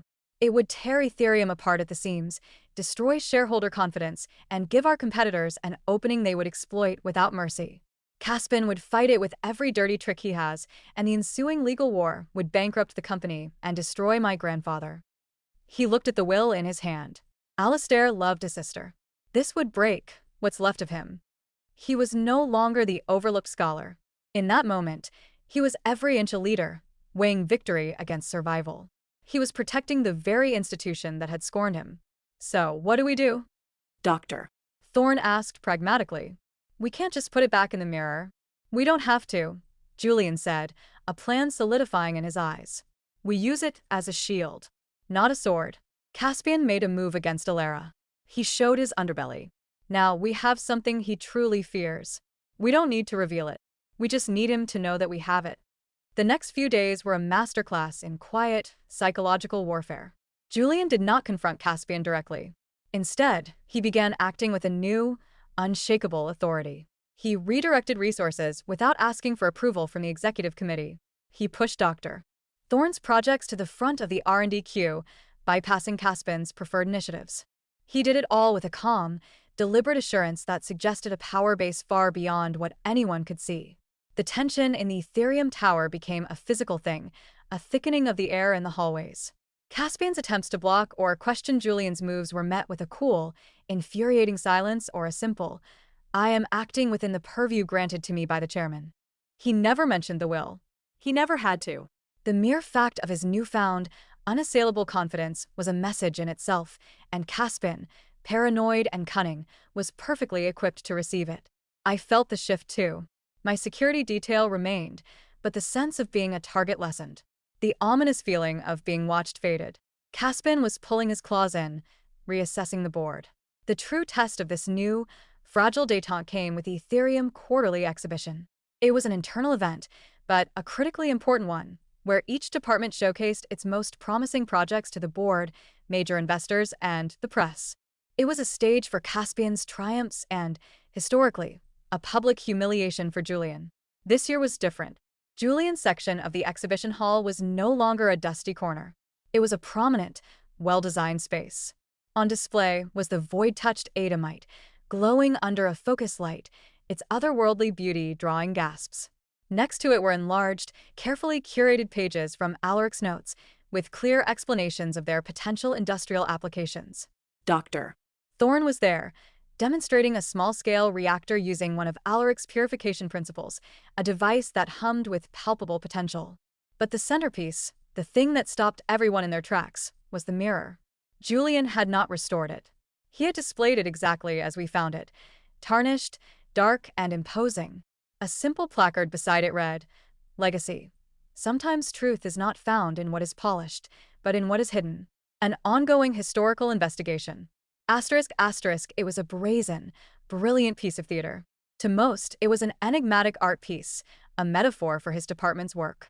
But to Caspin, and to anyone who knew the deeper, uglier history of the Ashgrove family, it was a threat, naked and gleaming in its implication. He stood before it for a full 5 minutes, his face a rigid mask, his hands clenched into fists at his sides. He knew. He didn't know what we had found, but he knew the mirror had come from Genevieve's foolish purchase, and he knew that Julian would not display it so prominently without a devastating reason. I stood slightly apart from the crowd, watching the ballet of power unfold. I saw investors clapping Julian on the back, asking earnest questions of Dr. Thorne. I saw the respect in their eyes. Julian was no longer a pity case. He was a visionary, a man with secrets that translated into power. It was then I felt a presence beside me. I didn't need to look to know who it was. The cloying scent of expensive candy and resentment was unmistakable. "Hello, sister." Seraphine stood there, wearing a dress of deceptively simple pink silk that probably cost more than Julian's first car. Her smile was a perfect, practiced curve, but her eyes were like chips of glacial ice. "Seraphine," I replied, my voice neutral. She followed my gaze to where Julian was holding court. "He's doing quite well for himself, isn't he? It's amazing what a little luck can do." She leaned closer, her voice dropping to a venomous whisper. "Or what someone is willing to dig up from the past." I said nothing. I simply looked at her, keeping my face as placid as the ruined surface of the mirror. Her smile tightened. "You think you're so clever, don't you? Playing your little games. But you're still just a rat from Havenwood, scrounging for scraps. You can dress it up all you want, but that's all you'll ever be." The old hurts, the lifetimes of belittlement, tried to rise up in me, but I quashed them. Her words were just words now. They had no power over the new reality we were building. "You look tired, Seraphine," I said, my tone one of mild observation. "Is life with the Crestfalls not everything you dreamed it would be?" A flicker of genuine strain showed in her eyes before she masked it. Daphne's favor was a fickle thing, demanding constant, flawless performance. "It's perfect," she snapped. "I have everything I ever wanted." "Then you have nothing to worry about," I said softly. Her composure finally cracked. The sweet, fake smile vanished, replaced by a sneer of pure hatred. "This isn't over. I remember the cliff, Alara. I remember the look in your eyes when you fell. I'll see that look again." She spun on her heel and flounced away, back to the glittering crowd surrounding Daphne and the sunstone diadem. I watched her go, the cold knot in my stomach returning. Her threat was not empty. She was a creature of venom and spite, and she would not rest. Later that evening, as the exhibition was winding down, the old man came. Alistair Ashgrove moved through the thinning crowd, his cane tapping a slow rhythm on the polished floor. He ignored the Adamite. He barely glanced at Alaric's notes. He went straight to the tarnished mirror. He stood before it for a long time, his back to the room. I saw his shoulders, frail under his tailored jacket, tremble slightly. He reached out a trembling, age-spotted hand and laid it flat against the blackened silver frame, as if feeling for a heartbeat. He knew, perhaps not the specifics, but he knew the history. He knew this object, or ones like it, had belonged to his mother. He understood the meaning of Julian's ongoing historical investigation. He turned slowly, his ancient eyes searching the room until they found Julian. He didn't smile. He didn't nod. But he lifted his cane just an inch from the floor and pointed it first at Julian, then at the mirror, and finally at his own chest. It was a gesture of profound, unspoken understanding. Then he turned and shuffled away, leaving Julian standing amidst his triumphs, the weight of a legacy and a secret now squarely on his shoulders. The battle for Ethereum was changing. It was no longer about budgets and proposals. It was about the soul of a family, and we were digging it out, piece by piece, from the darkness where it had been buried. The victory of the quarterly exhibition was a phantom limb. We could feel its shape, its presence, but it offered no tangible comfort. The silence from Caspian's camp was more unnerving than any overt attack. It was the silence of a predator that had been stung, now circling its prey from a greater distance, reassessing its strategy with cold, reptilian patience. The hidden will was a sword of Damocles hanging over his head, and he knew we held the thread. The atmosphere in our attic apartment, once a sanctuary of shared purpose, grew thick with a new kind of tension. Julian was no longer the underdog fighting for survival. He was a king in waiting, and the crown felt heavy. He spent long hours locked in his study, not with the joyful fervor of discovery, but with the grim determination of a general planning a siege. The light in his eyes, once kindled by intellectual curiosity, was now a hard, polished gleam. I missed the man who would smile as he explained a complex diagram, who would ruffle my hair for no reason. This new Julian was sharper, more distant, armored in the responsibility we had unearthed. The whisper that had guided me to the mirror had fallen silent. In its place was a low, constant hum of anxiety. It wasn't directed at an object, but at a person. At Julian himself. I feared the cost of this battle was changing him, hardening him into a reflection of the brother he despised. My fears were realized 2 weeks after the exhibition. Julian announced we were attending the Viridia Founders Ball, an event even more exclusive than the grand auction, reserved for the city's oldest, most entrenched families. It was a nest of vipers where bloodlines were currency and subtle cuts were delivered with a smile. "We have to be seen," he told me, his tone leaving no room for argument. "We can't appear to be hiding. We must act as if we belong there, until they have no choice but to believe it." The night of the ball, I was dressed in a severe, dark gray dress, too old for my years. Julian wore his power like a second tuxedo. We entered the ballroom of the obsessively private Viridia Club, a space that smelled of old money, beeswax, and quiet decay. The stares were different here, not curious or impressed, but assessing, cold, and deeply resentful. We were interlopers in their sacred space. We saw them almost immediately. Caspian and Genevieve were at the center of a small, powerful group. Caspian's smile was back, but it was brittle, a crack in the ice. When he saw us, the smile didn't falter, but his eyes held a promise of pure, undiluted malice. It was Genevieve who made the first move. She detached herself from the group and glided towards us, a crystal glass of champagne held loosely in her hand. Her gaze swept over me with dismissive speed before locking onto Julian. "Julian," she purred, her voice like silk wrapped around a razor. How? "Brave of you to come. And little Alara, my what a serious dress. One might almost think you were in mourning." She took a delicate sip. "For your anonymity, perhaps." Julian didn't rise to the bait. "Genevieve, you're looking well. The Viridia air must agree with you. Or perhaps it's the thrill of the acquisition. How is your mirror collection?" The color drained from her face. The reference to her humiliating purchase was a direct hit. Her smile tightened. "Some things are not meant to be polished, Julian. Some ugliness is best left in the dark. Dragging it into the light can have unfortunate consequences for everyone." It was a threat, naked and clear. "Truth has a way of surfacing, Genevieve," Julian replied, his voice dangerously calm. "No matter how deep you bury it." Before she could retort, a new voice, smooth and cultured, cut through the tension. "Julian Ashgrove, the man of the hour." We turned. The speaker was a man in his late 50s, with silvering hair and a face that was both handsome and utterly merciless. I recognized him from financial news streams. Silas Vance, CEO of the Omni Group, Ethereum's most formidable competitor. He was also, as the hidden will had hinted, a distant cousin from the legitimate, disinherited bloodline. "Silas," Julian said, his posture shifting into one of alert readiness. I didn't know you were back in the city. Business calls, Silas said, his eyes, the same shade of cool gray as the old silver mirror, flicking over me with an unnerving intensity before returning to Julian. I've been hearing fascinating things about your work. The Alaric notes. A remarkable find. It seems the Ashgrove legacy still has a few surprises left in it. His words were pleasant, but his presence was a declaration of war. He wasn't just a competitor, he was a claimant. And he was letting Julian know that he, too, was aware of the shifting sands beneath Ethereum's foundation. The past is full of surprises, Silas, Julian replied evenly.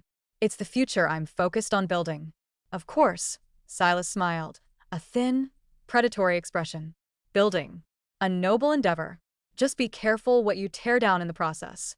Sometimes, bringing down one wall causes the whole castle to crumble. He raised his glass in a mock toast. To the future. He moved away, leaving a chill in his wake.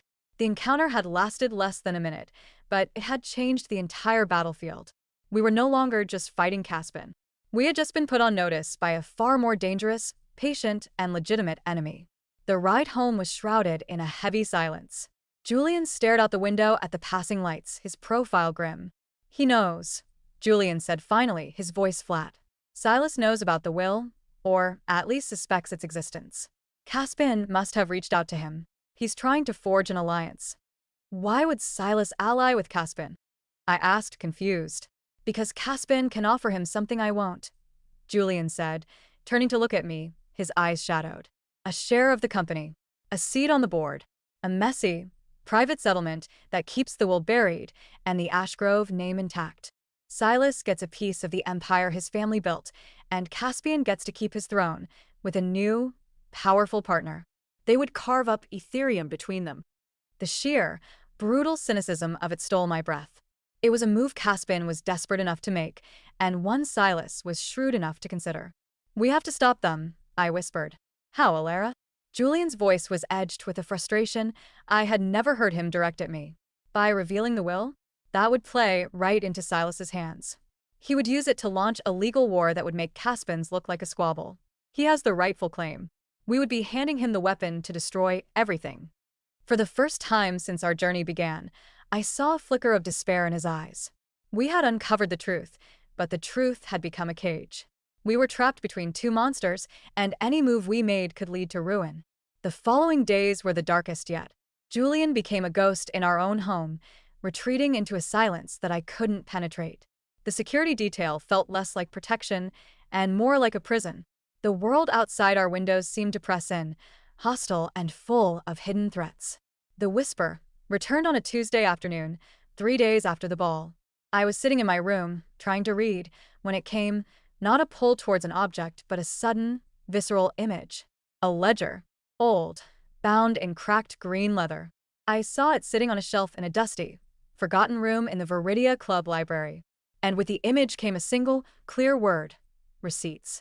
It wasn't a feeling of potential value, but of leverage. It was a key. I found Julian in his study, staring at a financial report without seeing it. Daddy, I said, my voice small in the quiet room. We need to go back to the club. He looked up, his eyes tired. Alara, not now. The library. I pressed, the image of the green ledger burning in my mind. There's a ledger. Green leather. It's important. He sighed, a sound of utter exhaustion. Alara, this isn't a game. I can't go chasing shadows based on a feeling. We are dealing with a very real, very dangerous situation. This isn't a shadow, I insisted, my voice gaining strength. This is a key. To Silas. I know it. The mention of Silas's name caught his attention. He studied my face, saw the absolute, unwavering certainty that had guided him true every time before. The faith warred with his exhaustion, with the crushing weight of reality. Please, I said, the word barely a whisper. One more time. He held my gaze for a long moment, then closed his eyes. When he opened them, the decision was made. One more time. Gaining access to the Viridia Club's private library required every ounce of Julian's newly acquired status. The librarian, a desiccated man who looked as old as the books he tended, was deeply suspicious. But Julian, using a combination of charm, a mention of his grandfather's name, and a vague reference to genealogical research, was finally granted entry. The library was a mausoleum of knowledge, silent and smelling of slow dissolution. My heart hammered against my ribs as I led the way, the whisper a clear thread pulling me through the labyrinth of shelves. I stopped before a section marked Member Furnishings and Acquisitions, 1890 to 1910. And there it was. On a high shelf, tucked between volumes of meeting minutes, was a ledger bound in cracked green leather. I pointed. Julian, his expression a mixture of skepticism and desperate hope, pulled it down. The cover was embossed with fading gold lettering, Vance Family Estate Furnishings. He opened it. It was a meticulous record of household expenses, furniture purchases, and art acquisitions for the Vance family estate during the time when Alara Vance, the author of the will, was its mistress. Julian's fingers flew through the pages, his scholar's mind quickly deciphering the old-fashioned script. Then he stopped. His breath caught. There, on a page dated a month after Alara Vance's official date of death, was an entry. It was a payment, a massive sum for the time, to a known art forger. The description of the purchased item was a perfect match for the fraudulent first will that had disinherited Alistair's line, the will that had given Caspian's grandfather control. It was the receipt, the proof of the crime. Not just a hidden will stating her intentions, but a documented transaction proving the intention was fraudulently suppressed. Julian looked from the ledger to me, his eyes wide with a stunned, almost fearful awe. The despair that had clouded his features was gone, burned away by the white-hot light of revelation. "We have it," he breathed, his voice trembling with a potent mix of triumph and relief. "We have the proof. Caspian can't deal with Silas now. If he tries, we can expose not just the hidden will, but the forgery. His entire legacy is built on a provable fraud." He carefully, almost reverently, closed the ledger and held it tight against his chest. It was not a sword to destroy the castle, nor a shield to hide behind. It was a scalpel. A precise, surgical instrument that could sever Caspian's alliance with Silas without bringing the whole edifice down. He looked down at me, and for the first time in weeks, the man I remembered was back in his eyes. The weight was still there, but he was no longer crushed by it. He was standing firm. "You," he said, his voice thick with emotion, "are a miracle." As we walked out of the silent library, the green ledger held securely under Julian's arm, I knew the battle had just shifted again. We were no longer prey, and we were no longer just defenders. We had the means to control the game. The war for Ethereum was entering its final, most dangerous phase, and for the first time, I felt we were truly holding the map. The green ledger did not leave Julian's side. It sat on his desk in the study, a silent, unassuming monument to a century-old crime. He did not lock it away. He wanted it visible, a constant reminder to himself of the precipice on which they now stood. The power it contained was not in its public revelation, but in the threat of its existence. It was a drawn sword, held at the throat of Caspian's ambitions, and for the first time, Julian was the one controlling the tempo of their deadly dance. He did not storm into Caspian's office. He did not send a copy of the damning page. Instead, he requested a private meeting with his half-brother in the very boardroom where, months ago, his department had been on the brink of dissolution. I waited in Julian's office with Lena Petrova, the tension a live wire in the room. We said nothing, listening to the hum of the air conditioning and the distant, muffled sounds of the city. Lena paced, her historian's soul both thrilled and horrified by the real-world application of her research. I sat perfectly still, my small hands folded in my lap, trying to listen for any whisper from the floor above, any hint of how the confrontation was unfolding. After what felt like an eternity, the door opened. Julian walked in. His face was pale, his expression grim, but there was a new solidity in his posture, a quiet finality. "It's done," he said, his voice hoarse. He didn't elaborate on the details, and I didn't need him to. I could imagine the scene, the cold glare across the polished marble, the unspoken accusations hanging in the air. Julian would have been calm, laying out the facts without theatrics. He would have described the ledger, the entry, the forger's name. He would have made it clear that while the world might never see it, he now possessed the incontrovertible proof that Caspian's lineage was not just opportunistic, but criminal. The proposed alliance with Silas Vance was now untenable. Any move Caspian made toward the rival would be met with the ledger's immediate release, destroying them both. The effect on Caspian was immediate and absolute. The subtle harassments, the whispered campaigns, the bureaucratic obstructions, all ceased. An eerie, Formal cordiality descended between the brothers. In meetings, Caspian deferred to Julian on matters related to the Alaric project. He no longer challenged his budgets. It was a surrender, but it was the surrender of a cornered animal, its hatred merely banked, not extinguished. With the internal threat neutralized, Julian's focus turned outward. The Alaric protocols were accelerating under Dr. Thorne's brilliant direction, and the world was taking notice. Ethereum's stock price, once stagnant, began a steady, confident climb. Julian Ashgrove was no longer a curiosity. He was a force. It was during this period of fragile peace that the next invitation arrived. It was not for a gala or a ball, but for a strategic forum on neo-industrial materials, hosted by none other than the Omni Group. Silas Vance's personal signature was at the bottom. "He's testing the waters," Julian said, holding the thick, cream-colored paper. "With Caspian muzzled, he wants to see if he can deal with me directly." "We can't trust him," I said, the memory of his cold, gray eyes in the ballroom still vivid. "No," Julian agreed. "But we can't ignore him either. Omni Group holds patents that could bottleneck our own production. An enemy this powerful deserves a face-to-face assessment." The forum was held at Omni Group's headquarters, a brutalist tower of dark glass and steel that felt like the antithesis of Ethereum's elegant spire. The atmosphere was not one of old money and tradition, but of cutting-edge, ruthless efficiency. The attendees were a different breed, sharper, harder, their conversations peppered with jargon about market disruption and intellectual property warfare. Silas Vance met us at the entrance to the main auditorium, his smile a practiced tool of diplomacy. "Julian, a pleasure to see you again. And the prodigious Alara. I'm so glad you could both come." "The future is being built here, Silas," Julian replied, shaking his hand. The grip was firm, the eye contact unblinking. "It would be foolish not to observe the architects." "Indeed," Silas said, his gaze flicking to me with that same unnerving curiosity. "Though I've found the most interesting blueprints are often found in the past, wouldn't you agree?" The subtle reference to the will and the ledger was a clear message. Asterisk, I know you have it. The game is not over. Asterisk, the forum itself was a dazzling, intimidating display of Omni Group's reach. They showcased new polymer compounds, energy-efficient smelting processes, and AI-driven design platforms that could revolutionize manufacturing. It was a power play, a demonstration of the empire Silas commanded. During a networking break, Julian was drawn into a conversation with a group of European investors. I stood slightly apart, feeling small and out of place amidst the towering, suited figures. It was then that I felt a presence at my elbow. "Quite a spectacle, isn't it?" I turned. A woman stood there, younger than Genevieve, but with the same sharp intelligence in her eyes. She had a friendly, open face, and her dress was stylish, but understated. "My name is Anya," she said, offering a warm smile. "I'm one of the lead researchers on the polymer project.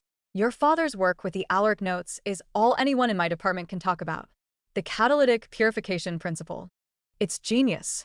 She spoke with a genuine passion for the science, her enthusiasm a stark contrast to the cold commercialism around us. We talked for a few minutes about material science, or rather, she talked and I listened, nodding at the appropriate moments. It was refreshing. "You know," she said, lowering her voice conspiratorially, "there's a rumor that Omni is about to acquire a massive new vein of titanium ore. A game-changer for aerospace alloys. The deal is supposedly happening under everyone's noses." She winked. "But don't tell anyone I told you."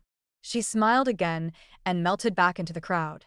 The encounter felt innocent, a moment of professional camaraderie. But as she walked away, a cold dread trickled down my spine.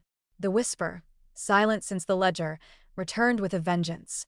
It wasn't a pull or a hum, but a sharp, warning jolt. Asterisk, a trap. Asterisk, I found Julian as the break ended. "We need to leave," I whispered urgently, tugging on his sleeve. He looked down, surprised by my tone. "Alara, what's wrong?" "We have the keynote address next. Silas is speaking." "It's a trap," I insisted, my voice low and frantic. "The titanium. The woman. It's a lie." I saw the conflict in his eyes.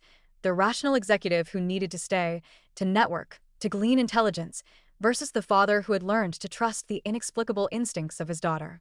The memory of the green ledger, of the mirror, of the Adamite, decided it. Without another word, he took my hand, and we walked out of the auditorium. We didn't say goodbye to Silas. We simply left. In the car, Julian was silent, his jaw tight. Explain, he said finally. The woman, Anya, I said. She was too friendly, too eager to share a secret. It felt. Staged. The whisper. It told me it was a lie. He drove on, processing. A titanium acquisition. If we acted on that misinformation, invested based on it, it could have been disastrous. Or, if we had leaked it to the press, we would have looked like fools. He glanced at me. He was testing you. He'd heard the rumors about your intuition. He wanted to see if it was real and if he could manipulate it. The sheer, calculated deviousness of it was breathtaking. Silas wasn't just a rival. He was a master strategist who played a multi-layered game. He had simultaneously probed our defenses and attempted to discredit our greatest asset, me. 2 days later, the truth emerged. Omni Group had not acquired a titanium vein. Instead, they had quietly secured the rights to a new, revolutionary process for recycling aerospace-grade titanium, a move that was both more profitable and more strategically brilliant. The leak had been a deliberate plant, and we had narrowly avoided taking the bait. The incident forged a new resolve in Julian. The external threat was now crystal clear. Silas Vance was a more dangerous enemy than Caspian could ever be, because he was smarter, more patient, and unburdened by the messy emotions of family. That weekend, Julian did something he hadn't done in months. He left his work at the office. He took me to the botanical gardens, and we spent the afternoon wandering through the quiet, humid greenhouses surrounded by the silent, relentless growth of strange and beautiful plants. He didn't talk about Ethereum or Silas or ledgers. He talked about the flowers, their names, where they came from. As we stood before a massive, vibrant orchid, its petals a splash of impossible color, he placed a hand on my shoulder. I won't let them change me, Elara, he said softly, his gaze fixed on the flower. This fight. It's necessary, but I won't let it make me hard. I won't become like him. He looked down at me, his eyes clear and warm. You are my anchor. You remind me what we're fighting for. It's not just for a company. It's for a home. For a future where we don't have to look over our shoulders. Tears pricked at my eyes. The man I loved was back. The battle had forced him to become stronger, but it had not corrupted his core. The peace of the moment was shattered by the buzz of his phone. He glanced at it, and his expression tightened. He showed me the screen. It was a news alert. Crestfall fortunes fade? Sunstone diadem revealed as masterful forgery in stunning authentication scandal. I read the headline, a cold chill settling over me. The fall of the Crestfalls had begun. And I knew, with a certainty that coiled in my gut like a snake, that Seraphine would not go down quietly. The ruin of her gilded cage would make her more desperate, more venomous than ever.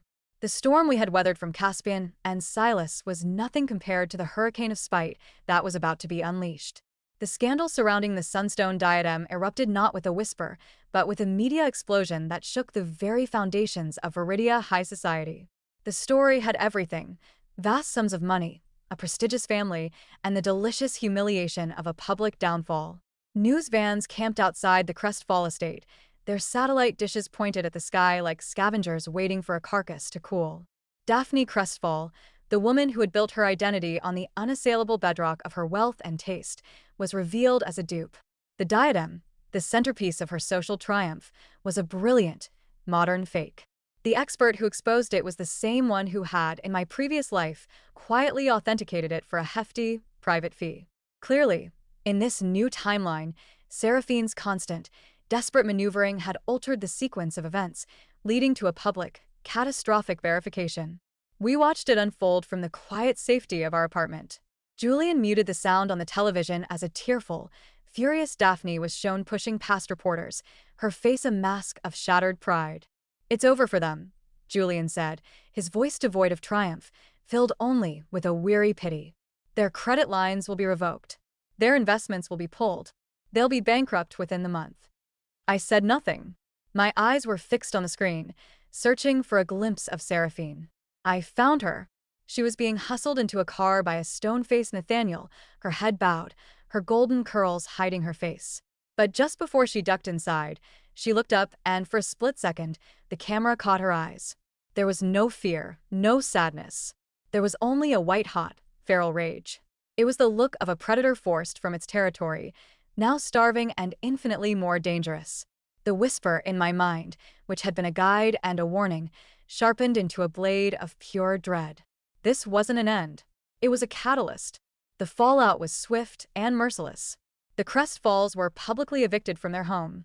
Their assets were frozen. Nathaniel was seen leaving the city on a train, alone, his head bowed. Daphne reportedly checked into a private clinic, broken by the humiliation. There was no mention of Seraphine. Julian, to his credit, did not gloat. He saw the wreckage not as a victory, but as a cautionary tale about the brittleness of a life built on perception alone. He threw himself back into his work, the Alaric protocols now entering a critical phase. Doctor. Thorne's small-scale reactor was showing unprecedented efficiency, attracting the serious, unsentimental attention of military contractors and energy conglomerates. The future Julian was building was one of substance, not glitter. It was a Tuesday afternoon, a week after the scandal had peaked, when the silence from our enemies was broken. Not by Caspian, nor by Silas Vance, but by a single, typed letter delivered by a private courier. It was addressed to Julian, but it was about me. The letter was from the Viridia City Child Welfare Services. It stated that an anonymous, concerned party had filed a formal report raising serious questions about the stability and suitability of my home environment with Julian Ashgrove. It cited his high-pressure, high-profile career, the recent, intense media scrutiny surrounding our family, and the unconventional, potentially risky nature of his business dealings as causes for concern. It announced a mandatory home visit and evaluation in 3 days' time. Julian read the letter, his face hardening into a mask of cold fury. He didn't need to say it. We both knew who was behind this. Caspian was too cowed, Silas too strategic. This was a weapon of pure, personal spite. This was Seraphine. She couldn't touch Julian's money or his company, so she was aiming for his heart. For me, the audacity, Julian whispered, crushing the letter in his fist. The malicious, petty. I will destroy her for this. The fear I had felt was instantly replaced by a protective fury of my own. She thought she could have me sent back to an orphanage? She thought she could tear apart the only true family I had ever known. We'll be ready, I said, my voice surprisingly steady. The next 72 hours were a whirlwind of preparation. Julian's lawyer, a sharp, unflappable woman named Ms. Sterling, descended upon our apartment. She coached us, turning our home into a showcase of domestic stability. She had Julian document his work hours, his involvement in my schooling, the presence of the security detail as a measure of protection, not danger. She reframed the unconventional business as groundbreaking, legacy-building work. But I knew it wouldn't be enough. A social worker would be looking for feeling, for connection, for the intangible bond that made a family. We had that in abundance, but we had to show it. The day of the visit arrived. Mrs. Gable, the social worker, was a woman in her late 50s with kind eyes that missed nothing and a demeanor of practiced neutrality. She toured the apartment, noting my sunny room with its books and drawings, the well-stocked kitchen, the absence of anything that spoke of neglect or chaos. She interviewed Julian in his study. I waited in the living room, my heart pounding. I could hear the low murmur of their voices. Julian was calm, articulate, and fiercely protective. He spoke of me not as a responsibility, but as his daughter. Then it was my turn. Mrs. Gable sat with me on the sofa, her notepad resting on her knee. "Ilara, this must be very scary for you," she began gently. I shook my head. "I'm not scared. I'm angry that someone would lie about my dad." She blinked, slightly taken aback by my directness. "You feel safe here with Mr. Ashgrove." "He's my dad," I said, as if it were the most obvious truth in the world. "He reads to me every night. He gets worried when I have a cough. He taught me how to make pancakes without burning them. When I have a bad dream, he sits with me until I fall back asleep." I looked her directly in the eyes, letting her see the unwavering certainty there. Before I came here, I was nowhere. Now I'm home. Mrs. Gable's pen had stopped moving. She simply looked at me for a long moment, her kind eyes soft. "I see," she said softly. The visit lasted another hour, but the battle, I knew, had been won in that single, heartfelt exchange. As Mrs. Gable prepared to leave, she gave Julian a small, genuine smile. "Mr. Ashgrove, it's clear that Ilara is deeply loved and well cared for. I will be recommending the case be closed immediately." Some people, she added with a hint of disapproval, have too much time on their hands. The moment the door closed behind her, Julian sank onto the sofa, running a hand over his face. The relief was so profound it was almost a physical presence in the room. He pulled me into a fierce, wordless hug. But the war was not over. Seraphine's failed attack would only enrage her further. We had to know what she would do next. The whisper was silent, offering no guidance.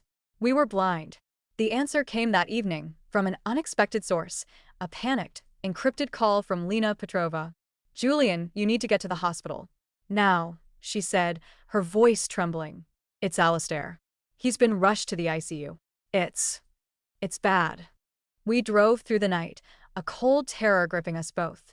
The medical staff, recognizing Julian, allowed us into the ICU waiting room. Caspian and Genevieve were already there, Caspian pacing like a caged tiger, Genevieve sitting stiffly, her face pale. "What happened?" Julian demanded, his voice rough with fear. "A sudden, catastrophic failure of his major organs," Caspian snapped, not looking at him. "The doctors don't understand it. He was stable this morning." Just then, the double doors to the ICU swung open and a doctor emerged, his face grave. "Mr. Ashgrove's condition has stabilized for now. It appears to be a severe, acute reaction to a toxic substance." "A toxin?" Julian repeated, horrified. "We found traces of a rare, slow-acting botanical agent in his system," the doctor continued. "It's often used in traditional medicines in minute, controlled doses, but this was a massive concentration. It's a miracle he's alive." The world seemed to tilt on its axis. A toxin. This was no natural illness. My gaze swept the waiting room, and my blood ran cold. There, half hidden in the shadow of a large potted plant, was a small, familiar figure. Seraphine. She wasn't looking at the doctor or at Caspian. She was looking straight at me. She was holding a single, white lily, its waxy petals gleaming under the fluorescent lights. And she was smiling. The pieces crashed together in my mind with horrifying clarity. The Crestfalls fall. Her desperation. The need for a new patron, a new game. She hadn't just tried to have me removed. She had made a new, more audacious play. She had poisoned Alistair. Not to kill him, that would be too simple, too final. She had poisoned him to create a crisis. To put herself at the center of the drama. To be the grieving granddaughter at the bedside of the powerful patriarch, offering comfort to his fractured family. She was ingratiating herself with Caspian, presenting herself as a useful, sympathetic ally in his time of need. She was securing a new position from the ashes of the old, and she was doing it by holding the life of the one man who could legitimize Julian's position hostage. I grabbed Julian's arm, my fingers digging into his sleeve. He looked down, saw the terror on my face, and followed my gaze to where Seraphine stood. Understanding dawned in his eyes, followed by a wave of nauseated horror. He saw it too. The lily in her hand wasn't a gesture of sympathy, it was a flag of victory. She had infiltrated the inner sanctum, and she had done it by nearly murdering the king. The corporate wars, the financial maneuvering, the legal threats, they were all a clean fight compared to this. Seraphine had just shown us that she had no rules, no bottom, no line she wouldn't cross. She had brought a knife to a chess game. Julian's face set into a grim, unyielding mask. The battle for Ethereum was now a battle for Alistair's life. And the most dangerous enemy was no longer in a boardroom or a rival corporation. She was standing 20 feet away, holding a flower, and smiling as if she had already won. The air in the ICU waiting room was thick enough to choke on. It was heavy with the sterile scent of antiseptic, the metallic tang of fear, and the cold, calculating malice radiating from the girl holding the lily. Seraphine's smile was a gash of triumph in the pallid gloom. In that moment, she wasn't a child. She was the embodiment of the cliff, the betrayal, the poison. She had traded the gilded cage of the Crestfalls for the raw, destructive power of being a weapon, and she had aimed herself at the heart of the Ashgrove family. Julian's hand on my shoulder tightened, his grip the only anchor in a world suddenly tilting off its axis. He didn't confront her. He didn't scream accusations. He simply met her gaze across the room, and in that silent exchange, a new war was declared. It was no longer about business or inheritance. It was about survival. "We need proof," Julian murmured to me, his voice a low, vibrating wire of fury. "Without it, she's just a grieving child, and we're the monsters accusing her." The doctors, baffled by the rare toxin, had no leads. Security footage from Alistair's private wing showed nothing but the usual rotation of nurses and his personal valet. Seraphine was too clever to be caught on camera. She had woven herself into the background, a sympathetic shadow. For days, Alistair hovered between life and death. Julian barely left the hospital, his face becoming a mirror of his grandfather's gaunt features. He worked from the waiting room, his commands to Ethereum sharp and decisive, the company now a lifeline he managed from the edge of an abyss. Caspian and Genevieve maintained a tense vigil, but I saw the way Caspian's eyes now followed Seraphine with a new, speculative glint. He saw her usefulness, her ruthless initiative. In poisoning his grandfather, she had proven herself a more potent ally than he could have ever imagined. The whisper was a frantic, desperate flutter in my mind, like a bird beating against a glass pane. It wasn't leading me to an object, but to a person. To Seraphine. I watched her. I watched how she always had a cup of tea for a weary nurse, a comforting word for a distraught Caspian. She was playing her part to perfection, the innocent angel of mercy. But the whisper insisted there was a flaw, a crack in her performance. It was on the third day, as she was carefully arranging a blanket over a sleeping Caspian in a visitor's chair, that I saw it. A small, almost imperceptible tremor in her hand. A faint sheen of sweat on her upper lip, despite the room's cool temperature. She was not as calm as she appeared. The weight of her act, the constant vigilance, was taking a toll. The poison had not just been in Alistair's body. It was in her soul, and it was eating her from the inside. The whisper sharpened. It wasn't the poison itself, but the residue. She would have had to handle it, to prepare it. She couldn't risk disposing of the evidence in the hospital or at the Ashgrove mansion, where Caspian staff might find it. She would have kept it close, hidden somewhere she could control, until the heat died down. She had a small, designer backpack she always kept with her, a final, pathetic relic of her life with the crestfalls. She never let it out of her sight. That evening, as she dozed fitfully in a chair, her head lolling to the side, the backpack slipped from her lap and fell to the floor with a soft thud. The main compartment flap came partially undone. My heart hammered against my ribs. This was it. The only chance. I waited until the night shift nurse had passed, then I slipped from my seat. I moved like a ghost across the linoleum floor, my senses screaming. I knelt beside the backpack. With trembling fingers, I gently pulled the flap open further. Inside, among a hairbrush and a few cheap trinkets, was a small, ornate silver pillbox. It was exquisitely made, a piece I recognized from Daphne's vanity in my previous life. Seraphine had stolen it. The whisper became a deafening roar. Asterisk here. Asterisk, I didn't open it. I didn't need to. I carefully, so carefully lifted it out. It was heavier than it should have been. I slipped it into the pocket of my dress and retreated back to my seat, my entire body trembling. Julian, who had been watching me with wide, horrified eyes, immediately stood. He took my hand and without a word, we walked out of the waiting room, down the hall, and into an empty family consultation room. He locked the door. I handed him the pillbox. He opened it. Inside, nestled on a bed of cotton, were a few dried, crushed petals of a flower with a sinister, purplish-black hue. There was also a tiny, sticky residue in one corner of the box. Nightshade belladonna, Julian whispered, his face pale. Rare. Untraceable to most. Lethal in this concentration. He looked at me, his eyes filled with a storm of emotions, pride, terror, and a burning rage. You found it. We need to call the police, I said, my voice small but firm. No, Julian said, closing the box with a definitive snap. Not yet. The police mean a trial, the press, more scandal. It would be her word against ours, and she's a master manipulator. There's another way. He pulled out his phone and made 2 calls. The first was to Caspian. The second was to Silas Vance. 20 minutes later, the 3 most powerful men in my world, Julian, Caspian, and Silas, stood in the small, sterile room. The air was electric with their mutual hatred and a shared, chilling purpose. Julian placed the silver pillbox on the small table between them. This was in Seraphine's possession. It contains the toxin that almost killed our grandfather. Caspian's face contorted. You planted that. This is a pathetic. Be silent, Caspian, Silas Vance interrupted, his voice like chips of ice. He picked up the box, examining it with a connoisseur's eye. I know this piece. It was my great-aunt Alara's. The one your branch of the family so conveniently forgot. He looked at Caspian, his gray eyes devoid of all warmth. The girl is a rabid dog. You thought you could leash her and point her at your enemies. You were a fool. She turns on everyone. What do you propose? Caspian spat, cornered. A solution, Julian said, his voice flat and final. Not for us. For her. We have the evidence. We can bury her. But we will do it quietly. She will be declared a profoundly disturbed child, a danger to herself and others. She will be remanded to a high-security juvenile psychiatric facility. Indefinitely.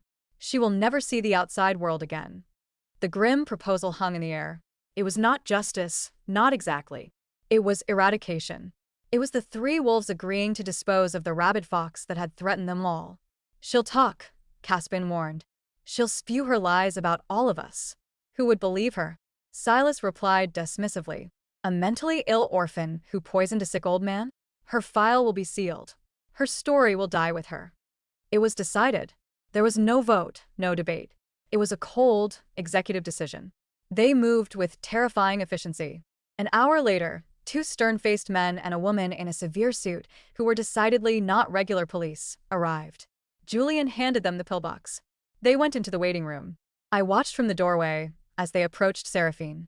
Her perfect mask shattered. The sweet, concerned expression melted into raw, undiluted panic as they spoke to her in low, firm tones. She looked wildly from Caspian to Julian, her eyes begging, threatening. Caspian turned his back. Julian met her gaze, his own filled with a pity so profound it was worse than hatred. You, she snarled at me, her voice a guttural thing, stripped of all pretense. You did this. You ruin everything. I should have pushed you myself. Her screams echoed down the hall as they led her away, a final, furious echo of the life she had chosen. The lily she had been holding lay crushed and forgotten on the floor. Alistair, freed from the poison, began a slow, arduous recovery. The will, the ledger, the mirror, they were all quietly placed back into their shadows, their power no longer needed. The truth had served its purpose. It had armed us for the final battle. With Seraphine gone, the last source of chaos was excised. Caspian, stripped of his weapon and thoroughly cowed, accepted a lucrative, powerless position heading a new Ethereum division in a different country. He and Genevieve left Viridia within the month. Julian did not become the CEO of Ethereum. He did something better. He founded his own company, Ethelgard Innovations, built on the Alaric protocols. It soared, unburdened by the ghosts of the past. He hired Dr. Thorne and Lena Petrova, giving them the resources and freedom they had always deserved. And me? I grew up, not in the shadow of a gilded cage or a corporate war, but in the warm, steady light of a father's love. The whisper never left me, but it softened, becoming a quiet companion, a guide not for treasure, but for a life well lived. Julian eventually married, a kind, brilliant architect named Clara who looked at me not as a strange, lucky charm, but as a daughter. We moved to a house with a garden, and for the first time in 2 lifetimes, I felt truly, completely safe. One afternoon, years later, I found Julian in his study, looking at the old, tarnished mirror, which he kept as a sober reminder. He turned to me, his eyes clear and full of peace. You saved me, Ilara, he said. In every way a person can be saved. I took his hand, the man who had chosen me, who had fought for me, who had refused to let the world harden his heart.